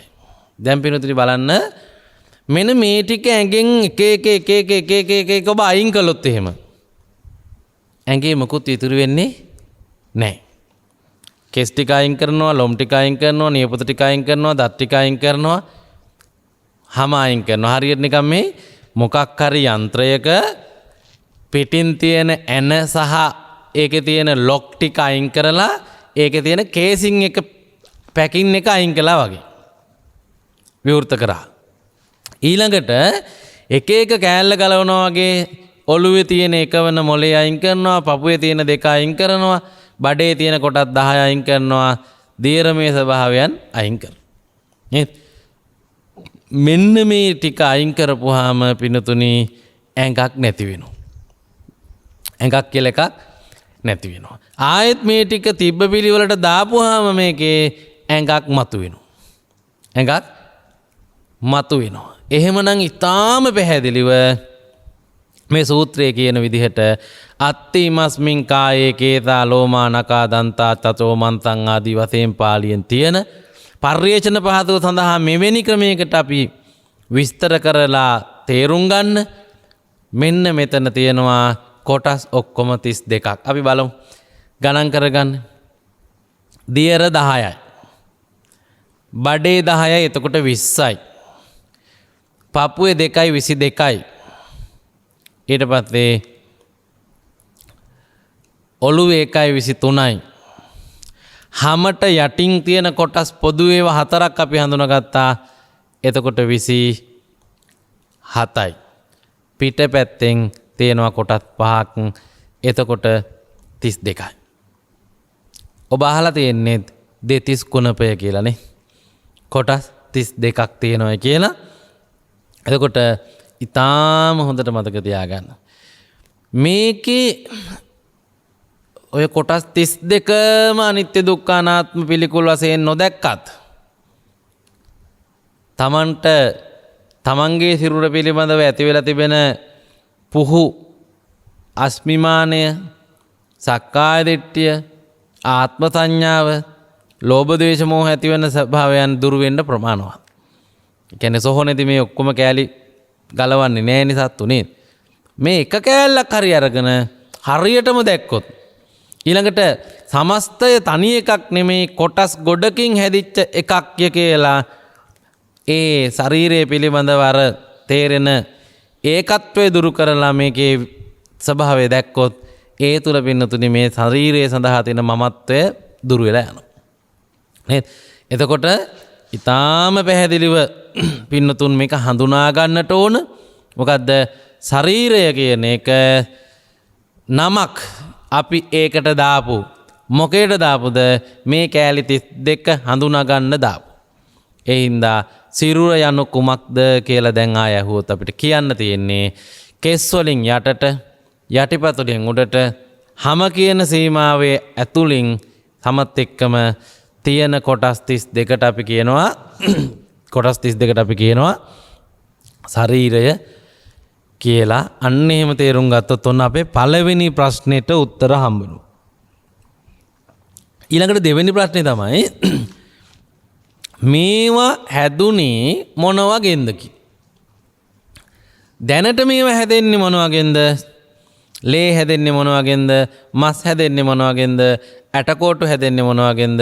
මේ ශරීරයේ අනිකුත් සියලු දේවල් හැදෙන්නේ මොන වගේන්ද කියලා බැලුවොත් එහෙම ඔබට ඊටාම පැහැදිලි හඳුනාගත හැකි ආසන්නම හේතුවක් විදියට හඳුනාගත හැකි මොකද්ද?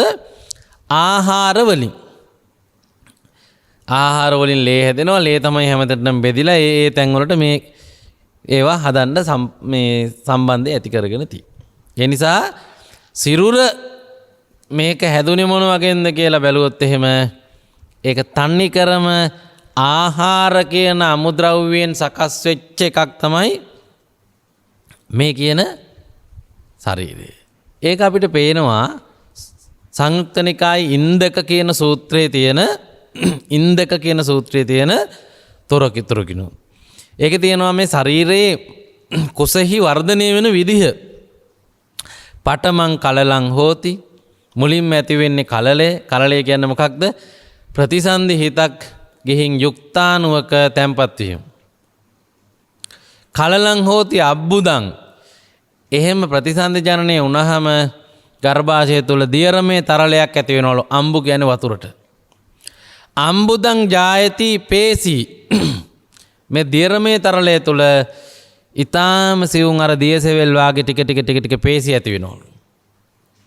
පේසි නිබ්බත්තති ඝන ඒක ගුලියක් ඝනයක් බවට පත් වෙනවලු. මේ ගැන අටුවාවේ කියනවා ඒ ඝන කියන කොටස හෘද වස්තුවේ වාගේ තැන්වල තියෙන ඊටා මෙලෙක් වූ සුකුම වූ මස් වලටත් වඩා සියුම් මාංශයක් කියලා මේ ඝන කියලා කිව්වට. ඊළඟට කියනවා ඝන පසාකා ජායන්ති මේකෙන් ශාකා බෙදෙනවා. ඔළුව අත් දෙක කකුල් දෙක ටික මේකෙන් වෙන් වෙලා යනවා. ඊළඟට මෙහෙම කියමින් කියලා අන්තිමේට කියනවා මාතු කුච්චිස්මි යාපෙන්ති අන්නං පානංච භෝජනං කියලා. මේ කියන සියල්ලම සකස් වෙන්නේත් කොහෙන්ද? මව ලබා ගන්නා ආහාර පාන භෝජනවල පෝෂණයෙන් කියලා.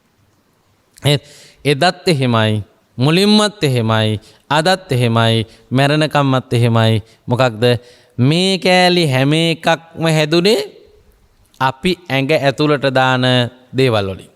ඒ හින්දා තමයි ඒවට අනුව හැදෙන විකෘතිතා මේ ශරීර කොටස් වල තියෙන්නේ. තෙල් වැඩියෙන් කෑවොත් ඇඟෙත් තෙල් වැඩි. ඊළඟට එක කන දේවල් වල හැටියට වකුගඩු වලට ප්‍රශ්න වෙනවා. අක්මාවට ප්‍රශ්න වෙනවා. බඩේ වැල් වලට ප්‍රශ්න වෙනවා. මෙහෙම වෙන්නේ මොකද? ඒ කන එකට සාපේක්ෂව නිෂ්පාදනයේ ගුණය තියෙන නිසා. හරි. ආහාර කියන වචනේ හැදිච්ච හැටි ඔබ දන්නවද? පාලියෙන් හරති කියන්නේ ගෙනියනවට. යමක් තැනක සිට තැනකට ගෙනියනවට කියන්නේ හරති කිය. වෙන තැනක තියෙන එකක් ළඟට ගෙන්නනවට කියන්නේ පාලියෙන් ආහාරති කියලා. පිටපැත්තේ තියෙන එකක් ළඟට කිට්ටුවට ගෙන්නනවට කියන්නේ පාලියෙන් ආහාරති කියලා. ඒක පාලියේ එක ක්‍රමයක්. ක්‍රියාපදයට ඉස්සරහට ආයන්න දාපුවම විරුද්ධ ක්‍රියාපදේ හැදෙනවා. දැන් ගච්ඡති කියන්නේ යනවට, ආගච්ඡති කියන්නේ එනවට. ඒ වගේ ගොඩාක් ක්‍රියාපද තියෙනවා. එතකොට මේ හරති කියන්නේ ගෙනියනවට, ආහාරති කියන්නේ ගේනවා. දැන් ගෙනවිත් ලැබූ දේ කියන අර්ථයේ තියෙන ක්‍රියා නාමය තමයි මේ තියෙන්නේ. එතකොට කරන්නේ ක්‍රියාප්‍රත්‍ය අයින් කරනවා, අක්‍යාත ප්‍රත්‍ය අයින් කරනවා. ආහාරති කියන එකේ තියන්න අයින් කරගත්තම ආහාර. එතකොට මේ අපි ආහාර කියලා කියන්නේ යම් දේවල් වලට කියන පොදු නමක් හැටියට නේද? යම් දේවල් වලට කියන පොදු නමක් තමයි ආහාර. ඒ පොදු නමින් නියෝජනය වෙන්නේ ගොඩක් දේවල්. දැන් අපි බලමු ඔබගේ ශරීරය ඇතුලෙන් ගෙනත් තියන්නේ මොනවද කියලා. ඒකට එළියේදී ගොඩාක් නම් තියෙනවා. මස් කියයි, මාළු කියයි, කිරි කියයි, බිත්තර කියයි, බත් කියයි, ඉන්දියාප්ප කියයි නේද? මේ ඔක්කොටම තමයි අපි පොදුවේ කිව්වේ ආහාර කියලා. ඒවා කොහෙන්ද ගන්නෙ කියලා බැලුවොත්, ඒ වගේ මුල කොහෙද කියලා බැලුවොත් එහෙම පින්නතුනි ඒ වගේ මුල් දෙකක් එකපාරට පේනවා. එකක් සත්තුන්ගෙන් ගන්න කෑලි. අනිත් එක ශාක වලින් ගන්න කෑලි. මේ දෙකට හෝ මේ දෙකෙන් අරගෙන හදන ඒවට තමයි අපි ආහාර කියලා කියන්නේ. එක්කෝ සත්තුන්ගේ ඇඟේ කෑලි අපි කනවා. එහෙම නැත්නම් ගස්වල විවිධ කෑලි. මුල් කනවා, පොතු කනවා, කොළ කනවා, ගෙඩි කනවා, මල් කනවා, දලු කනවා නේද? එක්කෝ ගස්වල කෑලි තමයි අපි අපේ ඇඟේ කොටස් සංවර්ධනය වෙන්න දෙන්නේ. එහෙම නැත්නම් සත්තුන්ගේ කෑලි. නේද? මේ දෙක අතර සොයා බැලීමක් කරපුවාම මේ දෙක අතරත් සම්බන්ධයක් තියෙනවා. මොකද්ද? සත්තුන්ගේ ඇඟේ කෑලි හදාගෙන තියෙන්නේ ගස් ප්‍රයෝජනෙට අරගෙන. ශාකවල කොටස් ප්‍රයෝජනෙට අරගෙන. නේද? ඔබ අහලා තියෙනවා විද්‍යාවේදී සෑම ආහාර ජාලයකම මුල්ම පුරුක විය යුත්තේම ස්වභාවික ශාකයක් කියලා. මේ සබාදාමේ තියෙන ශාකයක්ම තමයි මුල්ම පියවර විය හැක්කේ. ඒක නැතුව වෙන එකක් වෙන්න බෑ. සතා කෑවේ මොකද්ද කියන තැනට තව සතෙක් එන්න පුළුවන්. ඔහොම දෙකක් තුනක් හතරක් අර ගිහින් ඒ සතා කෑවේ ගහක් කියලා එක තැනක දිනනවා. නේද? එහෙමනම් ඔබගේ ඔය අභ්‍යන්තරයේ තියෙන පින්නතුනි ශාක සතුව යම් අවයව ටිකක් අංශු ටිකක් යම් අමුද්‍රව්‍යයක් තියෙනවා නම් අන්න ඒකමයි. නේද? ඇයි? ඒක තමයි අපි ඇඟට දාන්නේ. ඒක තමයි ඇඟේදී දිරනවා කියලා මොකක් හරි එකක් වෙන්නේ. ඒක තමයි ඇඟේදී එක එක තැන් වලට බෙදෙන්නේ. නේද? කද්දි නම දැම්මට අපිට ඕන සම්මුති නම් ඇතුළට ඇත්තටම දාපු එක මොකද්ද කියලා බැලුවොත් පින්නතුනේ එනවා ඔබ ඇඟ ඇතුළට දාලා තියෙන්නේ මොනවද? ශාක කොටස්.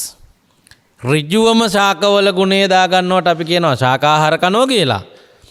වක්‍රව ශාකවල තියෙන ගුණේම අපි ඇඟ ඇතුළට දාගන්නකොට කියනවා මස් මාංශ ශාකමය නොවන ආහාර ගන්නවා කියලා. නමුත් මූල පදාර්ථයක් හැටියට හිතුවොත් මේ ගැන ගැඹුරු පර්යේෂකයෙක් වන අපි දැන් පර්යේෂණය කරද්දී හිතන විදියට පින්නතුනි හිතුවොත් ඊටාම පැහැදිලිව පින්වතුන්ට හඳුනාගත් හැකි දැනගත් හැකි තර්ක කළ හැකි විද්‍යාත්මකව හෙව්ව හැකි මේ ගැන දන්න ඕන කෙනෙකුගෙන් ඇහුව හැකි ඇත්ත මොකද්ද කියලා. මොකද්ද?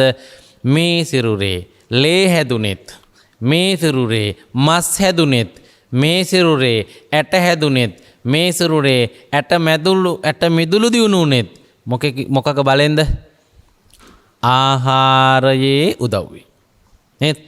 එහෙමනම් අපිට දැන් මේකට කියන්න පුළුවන් මේ දෙතිස් කුණප කියන නම අයින් කරලා මේ ආහාර වලින් හැදිච්ච කොටස් 32ක් කියන. ආහාර වලින් හැදිච්ච කොටස් 32ක්. ඒවට එක ගුණ විවිධත්වයේ සලකලා හදපු සම්මුති නම් තමයි අර කෙස්ලොම් නියදත් ආදී වශයෙන් ඔබ කිව්වේ. පැහැදිලි නේද? හරියට කොයි වගේද? අපි පසුයි වතුරයි දෙක දිය කරලා අනල මැටි ඒ මැටි තියනවා එක එක හැඩයට. ඒ මැටි හරි ඍජු කෝණාස්ත්‍ර ඝනකයක හැඩයට තියලා අපි ඒකට ගඩොල කියනවා. ඒකම අපි තැටියක් විදියට තියලා අපිට ඕන රොටි තැටිය කියන්න පුළුවන්. ඒකම අපි අර ලොකු කටක් එක්ක ලොකු බඩක් තියලා ඒකට වළඳ කියන්න පුළුවන්. නේද? ඊළඟට චූටි කටක් එක්ක ලොකු බඩක් තියලා කලේ කියන්න පුළුවන්. දැන් මේ ඔක්කොම මැටි වලටම කියන නම් නේද? නේද? පොදුවේ ඒවට කියන්න පුළුවන් නම් මොකද පින්නතුනේ? මැටි භාණ්ඩ. ඒ වගේ පිළිමේ කියන්න පුළුවන්, දෙයියෝ කියන්න පුළුවන්, බුදුආරෝ කියන්න පුළුවන් ඔය හදපු හැඩයකට නේ. ඒකට අපි කියන සම්මුතිය කියලා. සම්මුති. ඒ වගේ කිසියම් සම්මුති නම් ටිකක් තමයි කෙස්ලොම් නියදත් ආදී වශයෙන් ඔබ දන්න ඔය 32. ඒක ගැන ගැඹුරට පරීක්ෂා කරගෙන යනකොට පින්නතුනේ අහුවෙනවා ඒවා හැදිලා තියෙන්නේ ආහාර වලින්. ඒ හින්දා සිරුර සම්පූර්ණයෙන්ම ආහාර මත පවතින එකක් කියලා බුදුහාමෝ දේශනා කළානේ. සබ්බේ සත්ත ආහාරට්ඨිතිකා. එතන තව අයිති වෙනවා අනිත් ආහාර වර්ග කිහිපය ගැන. සිරුර කායික සිරුර ගැන කියනකොට ඒකෙදි අපි වැඩිපුරම මේ ප්‍රමුඛතාවය දෙන්න ඕන කබලින්කාර ආහාර. එහෙම නැත්නම් මේ පිටින් සපයන ආහාර කියන එක. ඊළඟට ආහාර කියන්නේ මොනවද කියලා බලුවාම අපිට අහුණාන්නේ ශාක කියලා. ඒක තමයි කෙලින්ම හෝ ටිකක් වක්‍රව අපිට ඇවිත් තියෙන්නේ. ගස්වල අපි කන්නේ ගස්වල විවිධ තැන්. ඒ කියන්නේ මුල්, කොළ, ගෙඩි, අල, දලු මේවනේ. ගස් ඒව හැදුවේ මොනවා එකතු කරගෙනද උරාගෙනද? අපි දාපු නම්නේ ඒ ගස්වලට නම් දාලා තියෙන ඒවා. සහ අපි දාපු නම්නේ ඒ ගස්වල එක එක තැන්වල තියෙන ඒවට කියන්නේ අල, මල්, ගෙඩි, කොළ, පොතු, කඳ කියලා. ඕවා පින්නතුනේ අපේ සම්මුති. ඒවා ඇතුලේ තියෙන්නේ ගහ උරාගත්ත යම් කිසි දේවල් ටිකක්. මොනවද කියලා හොඳට බැලුවොත් පේනවා පින්නතුනේ. ඔබ පොළවට දාපුවාම බීජයක්, ඇටයක්. ඒ ඇටය පැලයක් බවට පත් වෙන්නට ඒ පැලයට ඕනෑ කරන හතරක් තියෙනවා. සාමාන්‍යයෙන් ගත්ත ගමන් ඒකට ඕන පස්, ඊළඟට ඕන වතුර, ඊළඟට ඕන ඉරු එළිය, ඊළඟට ඕන වාතාශ්‍රය නේද? මේ අවශ්‍යතා ටික නැත්නම් ගහක් හැදෙන්නේ. ඒ ඉඳ තමයි ටයිල් එකක් උඩ වී ඇටයක් දැම්මට පැලවෙන්නේ නැත්තේ. ඒක පැලවෙන්නට නම් ඒකට අවශ්‍යයි මේ අනික් හැමදේම. එතකොට මෙන්න මේ පෙනෙන හතර මොනවද මුලින් පේන්නේ? පස් ඕන, වතුර ඕන, ඉරේලිය ඕන, හුළඟ ඕන කියලානේ. මේ ගැන ගැඹුරු පරීක්ෂණයක් සහ හොඳින් හොයලා ගියොත් එහෙම එයා පස් උරාගත්තනම්, පස් ලබාගත්තනම් ගහට අපි ගස් කපපුවාම ඇතුලේ තියෙන්න ඕනේ පස් නේද? එයා හුළංම ගත්තනම් ගස් හිල් කරපුවාම යන්න ඕනේ හුළං. එයා ආලෝකය ගත්තනම් ගස් කපද්දි යන්න ඕනේ එළි. නමුත් එහෙම වෙන්නේ නැහැ.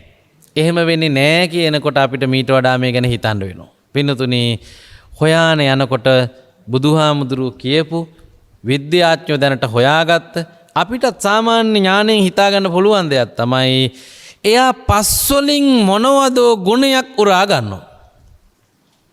ඒ තමයි තද බව කියන්නේ.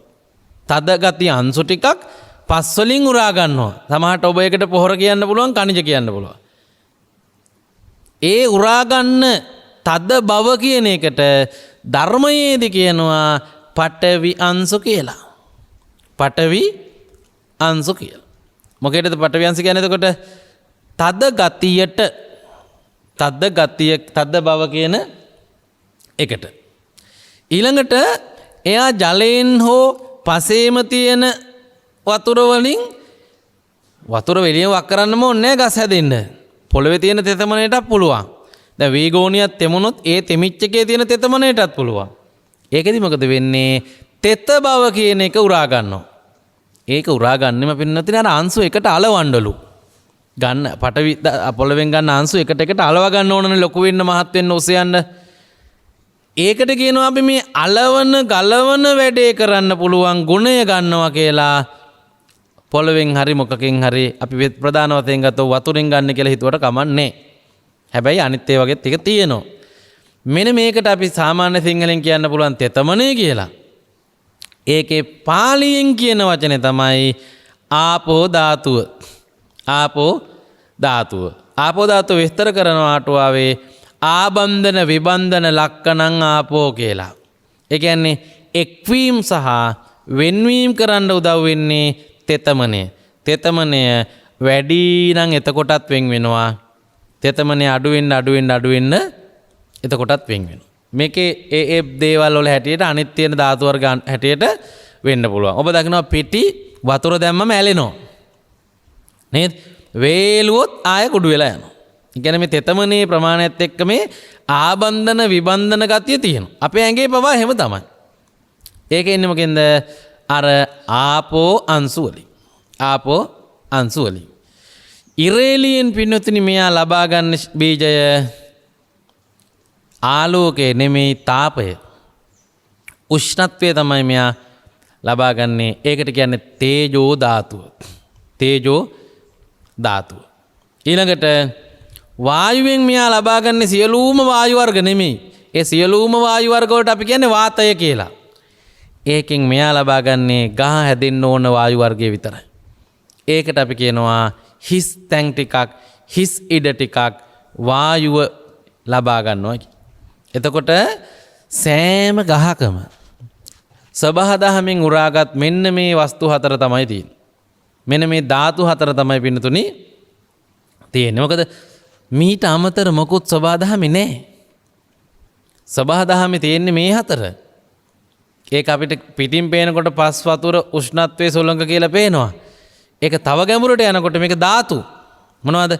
තද ගති අංශු තියෙනවා, තෙතමන අංශු තියෙනවා, උෂ්ණ අංශු තියෙනවා, වායු අංශු තියෙනවා. නිර්මාණ මේ ලෝකෙට හැදිච්ච ඔක්කොම හැදිලා තියෙන්නේ මේවා යම් යම් යම් යම් අනුපාතයන්ට එක්වීමෙන්. දැන් අලේ මේ හතර එකතු වෙලා තියෙන විදියට වඩා වෙනස් මලේ තියෙන විදිය. දල්ලේ තියෙන විදියට වඩා මේක වෙනස් මෝරපු කොලේ තියෙන විදිය. අරටුවේ මේක තියෙන විදියට වඩා වෙනස් එලයේ හෝ පොත්තේ තියෙන විදිහ. හැබැයි මේ හැම තැනම පින්නතුනි මොනවද තියෙනවද? පඨවි, ආපෝ, තේජෝ, වායෝ කියන ධාතු ටික තියෙනවා. නේද? එතකොට එහෙමනම් ඔබ මොන නම දැම්මත් ඔබගේ බඩට කට ළඟින් ඇතුල් කරන වෙලාවේදී මේවට ඒ මොන නම දැම්මත් ඇතුළට දාපු එකේ ඇත්තටම තිබිලා තියෙන්නේ මොනවද? සතර මහා ධාතු. සතර මහා ධාතු තමයි තිබිලා තියෙන්නේ. නේද? අභිධර්මයේදීත් පිටක සාහිත්‍යයේදීත් විස්තර කරනවා මේ ධාතු හතර එකිනෙකට අනුබද්ධව තමයි හැම වෙලේම තියෙන්නේ. ඒ කියන්නේ එක්කෙනෙකුට තනියෙන් ඉන්න බෑ. එක්කෙනෙකුට තනියෙන් එකතු වෙලා නිර්මාණයක් කරන්න බෑ. අඤ්ඤමඤ්ඤ ප්‍රත්‍යයෙන් මේ කට්ටිය එකට වාසය කරන්න හැම වෙලේම. නේද?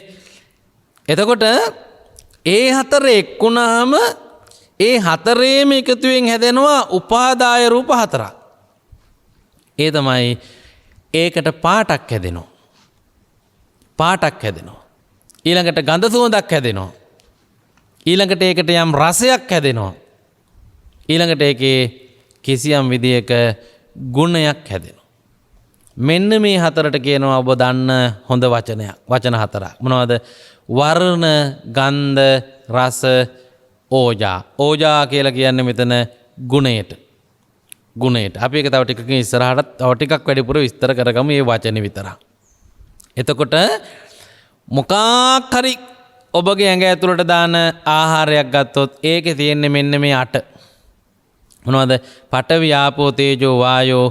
ඊළඟට ඒ ධාතු තියෙන ප්‍රමාණයට සාපේක්ෂව හැදුණු රසයක්, සුවඳක්, වර්ණයක්, ඊළඟට යම් ශක්ති ප්‍රමාණයක්. නේද? මේක හොඳට මතක තියාගන්න. මේක හොඳට මතක තියාගන්න. එකකට එකක් වෙනස් ගුණ තියෙනවා නේද? එකම ගහේ ඔබට එහෙම අහුවෙලා තියෙනවනේ. දැල්ල වෙන රහක්, මල වෙන රහක්, ඊළඟට අලේ වෙන රහක්, අලේ අමුණන් වෙන රහක්, අලේ පරණ වෙලා හොඳට මෝරලා නම් වෙන රහක්. ඇයි මේ රස විවිධත්වයට හේතු වෙලා තියෙන්නේ ධාතු ප්‍රමාණ විවිධත්වය. ඊළඟට ඔය ඔක්කොම පාටෙන් එකකට වෙනස්. ඊළඟට මේ ඔක්කොම සුවඳින් එකිනෙකට වෙනස්. ඊළඟට මේ ඔක්කොම ගුණේනුත් එකිනෙකට වෙනස්. සමහර ඒ වගේ මුල තමයි බෙහෙතට දාන්නේ. ඒ මුලට කියනවා ලා මුලක් දාන්න ඕන කියලා. ඒ කියන්නේ එහෙම දාපුවාම එන ගුණයයි මෝරබ මුලක් දාපුවාම එන ගුණයයි වේලබ මුලක් දාපුවාම එන ගුණයයි වෙනස්. එතකොට මතක තියාගන්න එහෙමනම් වර්ණ ගන්ධ රසෝජා කියලා කියන්නේ ලක්ෂණ 4. මොනවද තියෙනකොට තියෙනද? සතර මහා ධාතු තියෙනකොට එහි පවතින ලක්ෂණ 4ට කියනවා වර්ණ ගන්ධ රස ඕජා කියලා. නේද? මේ 8ම තියෙන්නේ එකටමයි. පඨවි, ආපෝ, තේජෝ, වායෝ, වර්ණ ගන්ධ රස ඕජා. මේ 8ට කියනවා පින්නතුන් ලස්සන නමක්. ඒ තමයි සුද්දාෂ්ටකය. සුද්දාෂ්ටකය කියලා මේකට කියන්න හේතුව සියලු සම්මුති අයින් කරලා සුද්ධ කරගත්තාම හම්බෙන 8 කියන එක. මේ තමයි කුඩාම අංශුව. ඊටාම කුඩා తত্ত্বය. මේක ඇත්තටම විද්‍යාවේ කියන ඉලෙක්ට්‍රෝනයකට, නියුට්‍රෝනයකට, පරමාණුවක තියෙන මේ කුඩා අංශු වල තනි අංශුවකටත් වඩා කුඩා අංශුව හැටියට තමයි මේ බුද්ධ දේශනාවේ කතා කරලා තියෙන්නේ. භෞතිකය ගැන මීට වඩා කුඩාවට කඩපු තැනක් නැහැ. නේද? හරි. එතකොට දැන් අපි නැවත මේකේ අපේ මාතෘකාවට අදාළව ගත්තොත් එහෙම සියලුම ශාක කියලා කියන්නේ සබහාදහමෙන් මේ ධාතු යම් ප්‍රමාණයේ බැගින් එකතු කරගත් එකක්. නේද? මේ බීජ නියාමයට අනුව ඒ බීජවල තියෙනවා ඒ ශාකය පරිසරයෙන් උරාගත යුත්තේ කවර ප්‍රතිශත වලින්ද අනුපාත වලින්ද කිය. ඒ හින්දා තමයි එකම තැනට අපි දැම්මොත් දෙහි ඇටයකුයි කොහොම පැලයකුයි මීයඹ ඇටයකුයි තුනක් අපි සපේනවා එක ගාන කරාට අර පැල තුනේ තියෙන්නේ 3 විදිහක්. ඇයි බීජ නියාමයේ විසින් බඩු ගොඩක් තිබ්බට ඒ බීජය තුල තියෙනවා මේ හටහන් වෙලා ගත යුත්තේ කවර අනුපාත වලින්ද කියලා. එක න්‍යාම ධර්මය. ඒ අනුව ඒ වගේ ධාතු ගන්නේ 10ද 15ද 20ද කියලා මේ ඒකේ අනුපාතයක් තියෙනවා. ඒ අනුපාතයට විතරයි උරා ගැනීම පුළුවන්. ඒ අනුව අපිට වෙනස් විදිහේ හැඩ තියෙන සුවඳ තියෙන රස තියෙන ශාක පේනවා. ඇත්ත වශයෙන්ම ගත්තොත් මේ ඔක්කොම ධාතු විතරයි. ඒවා ඔක්කොම සුද්දාෂ්ටක විතරයි. ඕවට සබහාදහමෙන්දී පරණ ලෝකෙදී කවුරුත් නම් දාලා තිබ්බේ නැහැ. දැන් මේ කාලේ වෙනකොට ඔය හැම එකටම මිනිස්සු දාපු නම් තියෙනවා. සමහරට ගෝත්‍රවල ඉන්න කට්ටිය ඒක දන්නෙත් නැතුව ඇති. ඒවට ඒ නම් කියන්නේ කියලා නේද? එතකොට එහෙම බලපුවාම අපිට දැන් හොඳ තැනක් ඇවිත් තියෙනවා. මොකක්ද? සිරුරේ අභ්‍යන්තරයට අපි නම මොකක් කියලා මොනවා හරි දැම්මත් ඒ දාපු හැම එකකටම කියන්න වෙන නිවර්දිම නම තමයි සුද්දාෂ්ටකයක් ඇතුළට දාලා තියෙන්නේ. පඨවි ආපෝ තේජෝ වායෝ වර්ණගන්ධ රස ඕජා තමයි ඇතුළට දාලා තියෙන්නේ. ඔබ බත් කනවා කියලා කෑවත් කාලා තියෙන සුද්දාෂ්ටකයක්. ඔබ තේ බොනවා කියලා දැම්මත් දාලා තියෙන සුද්දාෂ්ටකයක්. ඇයි? යම් එකක තියෙනවා නම් වර්ණය එහි තිබිය යුතුමයි අනිත් අතම. යම් එකක තියෙනවා නම් රසය එහි තිබිය යුතුමයි අනිත් අතම. නේ? යම් දැන් අපි දැනගත්ත කරුණානු එහෙමනේ. යම් එකක තියෙනවා නම් සුවඳ එහි තිබිය යුතුමයි අනිත් අත. යම් එකක් කළාම බඩ පිරෙනවා නම් කුසගින්න නිමෙනවා නම් ශක්තියක් එනවා නම් ඇටකොටු හයි වෙනවා නම් ලේ උනනවා නම් ඒකේ තියෙන ඕජෝ ගුණය. එහෙමනම් ඒකේ තියෙන්න ඕන අනිත් ටිකක්. ඇයි ඒ?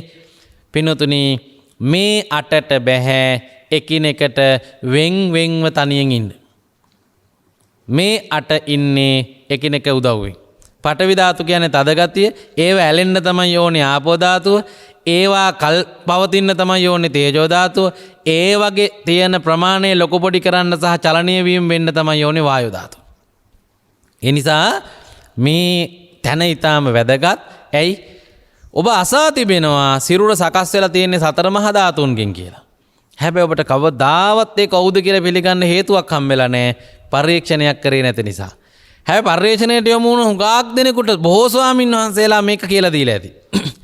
එහෙම නැතුව නිකාම්ම වචන විතරක් ඉගෙන ගන්න කට්ටියට සිරුර සකස් වෙලා තියෙන්නේ සතර මහා ධාතුන්ගෙන් කියන වාක්‍ය කවදාවත් තේරෙන්නේ නැහැ. හැබැයි කමඨහන් භාවනා උපදෙස් හැටියට මේ දේශනාවක් ඇහුවොත් එහෙම ඔබට දැන් තේරෙනව නේද? ඔබ පාන් දානවා කියලා දාලා තියෙන්නෙත් මේ ටිකමයි.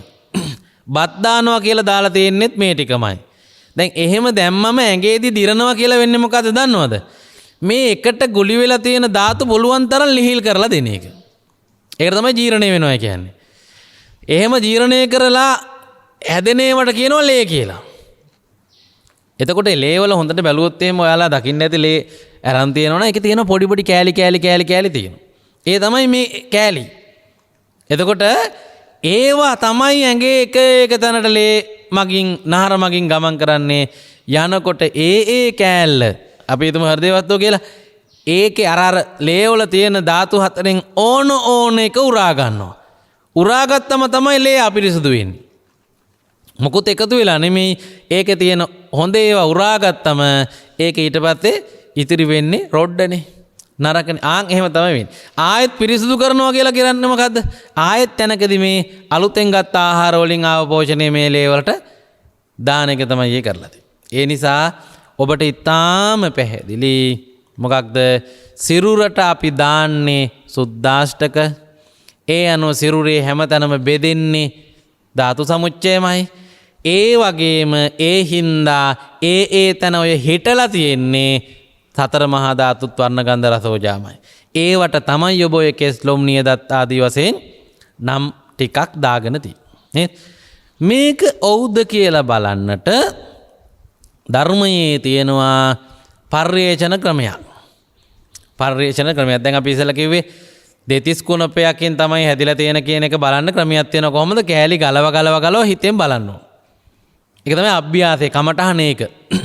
ඊළඟට දැන් මේක හැදිලා තියෙන්නේ ධාතු වලින්ද කියලා බලන්නත් ක්‍රමයක් තියෙනවා. කොහොමද? පිනතුනි යමක පඨවි ධාතුව තියනවාද කියලා බලන්න පුළුවන්නේ ඒක ස්පර්ශ කරලා. අල්ලපුවාම වදිනවා, අහු වෙනවා, ටච් වෙනවා දැනෙනවා නම් ඒ දැනෙන්නේ එහි තිබෙන තද බව. එහි තිබෙන තද ගතිය තමයි දැනෙන්නේ. කොහොමද? අල්ලපුවාම වදිනවා දැනෙනවා නම්. වදින්න පුළුවන් පටවි ධාතුවට විතරයි. ඒ නිසා දැන් ඔබට පුළුවන් දෙතිස් කුණපේම අල්ලලා බලන්න ඒවා අල්ලද්දි ගෑවෙනවා දැනෙනවද කියලා. දියවලක් තියෙනවා නම් පටවි ධාතුව අල්ලද්දි ගෑවෙන්න ඕන. දැන් කඳුළු බින්දුවක් ඔබේ අල්ලට මෙහෙම වැටෙන්න සැලැස්සුවොත් වදිනවා දැනෙනවනේ. මූත්‍රාත් එහෙම දැනෙනවනේ, ලේත් එහෙම දැනෙනවනේ, සැරවෙත් එහෙම දැනෙනවනේ නේද? එහෙමනම් ඒව තුල වදින්නට පුළුවන් බව හෙවත් පටවි අංශු තිබෙනවා. වදිනකොට දැනෙන ප්‍රමාණ විවිධත්වයක් තියෙයි. ඒ පටවි ප්‍රමාණයේ විවිධත්වයට සාපේක්ෂ වෙන එක. කොමාරි තියෙන හින්දා තමයි එහෙම වදින්නේ. නේද? ආපෝ ධාතුව තියෙනවද කියලා හඳුනා ගන්න පරිශ්‍රණය තමයි එය එක්කිරීම වෙන්කිරීම වලට භාජනය කළ හැකිද බලන්න. ඇයි එක්කිරීම වෙන්කිරීම කරන්න පුළුවන් ධාතුව තමයි ආපෝ. ඒ නිෂ්පාදනයට එහෙම වෙන්වෙන්ට එක්වෙන්න පුළුවන් නම් ඒ තුල තියෙන්න ඕන මොකක්ද? ආපෝ ධාතුව. නේද? ඉතින් යමක් දෙකට කඩන්න සහ වෙන්වෙන්ව තියෙනව එකට එකතු කරන්න පුළුවන් නම් ඒ වගේ ආපෝ ධාතුව තියෙනවා. දැන් මේකේ කඩන්න අමාරුම එකතු වෙන්න අමාරුම එක තමයි ඇට. අස්ති. හැබැයි ඒවත් කැඩෙනවත් වෙනවා, ඇලෙනවත් වෙනවා නේද? ඔබගේ අතකෝටු කැඩිලා ආපහු ළඟින් තිබ්බම ඇලිලක් තියෙනව නේද? කැඩිච්ච අත හැදුණා කියන්නේ නේද? එහෙමනම් ඒකේ පවා ඊටාම ප්‍රකටව අපිට තේරුම් ගන්නවා නම් තේරුම් ගන්න පුළුවන් ආබන්ධන විබන්ධන බව තියෙනවා. නේද? හැමේ තියෙන බව ඊටා ප්‍රකටයි. තුවාල උණ ගමන් ඇලෙනවා. නේද? ලේවල තියෙනවා ඊටා ප්‍රකටයි. දියර ඔක්කොගේම පාපෝ ධාතුව හොයන්නවත් දෙයක් නැහැ, ප්‍රකටයි නේ. හෘදේ වස්තුව ගත්තත්, වෙන හැල්ල ගත්තත්, නහර ගත්තත් මේ වගේ වෙන්වීමුත් කරන්න හැකි, එක්වීමුත් කර හැකි. කෙසුත් එහෙමයි, කපන්නත් පුළුවන්. නේද? මේ දෙකෙන් එකක් හරි ඔබට විද්‍යමාන නම් ඔබ තේරුම් ගන්න එය ඔබට කළ හැකි වන්නේ ආපෝ ධාතුව එහි අන්තර්ගත නිසා. නේද? දැන් දෙතිස් කුණපයෙන් බලන්න බැයිද? බලන්න පුළුවන්. ඊළඟට තේජෝ ධාතුව තියෙනවද කියලා බලන්නේ කොහොමද? ක්‍රම දෙකක් තියෙනවා. එකක් තමයි අල්ලලා බලනකොට සීතල හෝ රස්නේ දැනෙනවාද කියලා බලන්න. එහි දැනෙන්නේ සීතල නම් ඒ ඔබේ අතට වඩා රස්නෙන් අඩු නිසා. එහි දැනෙන්නේ රස්නේ නම් ඒ ඔබේ අතට වඩා එහි රස්නේ වැඩි නිසා. මේ මොකක් දැනුණත් ඔබගේ තර්කයට ඔබ ගන්න ප්‍රත්‍යක්ෂයට ගන්න එහි උෂ්ණත්වයක් තියෙනවා කිය. සීතල දැනුණත් ඔබට වඩා අඩු උෂ්ණත්වයක් තියෙනවා. උෂ්ණේ දැනුණොත් ඔබට වඩා වැඩි උෂ්ණත්වයක් තියෙනවා. කොහොම හරි මේ දෙකෙන්ම කියන්නේ මොකද්ද? සීත හෝ උෂ්ණ දෙකෙන් කෝක වුණත් තේජෝ ධාතු. දැන් ඇතැම් අය මේ භාවනා ගැන දන්නේ නැත්නම් ධර්මයේ ගැඹුර දන්නේ නැත්නම් තේජෝ කියන්නේ රස්නෙට විතරයි. හැබැයි තේජෝ කියලා ධර්මයේ කියන්නේ මොකේද? සීත උෂ්ණ දෙකටම.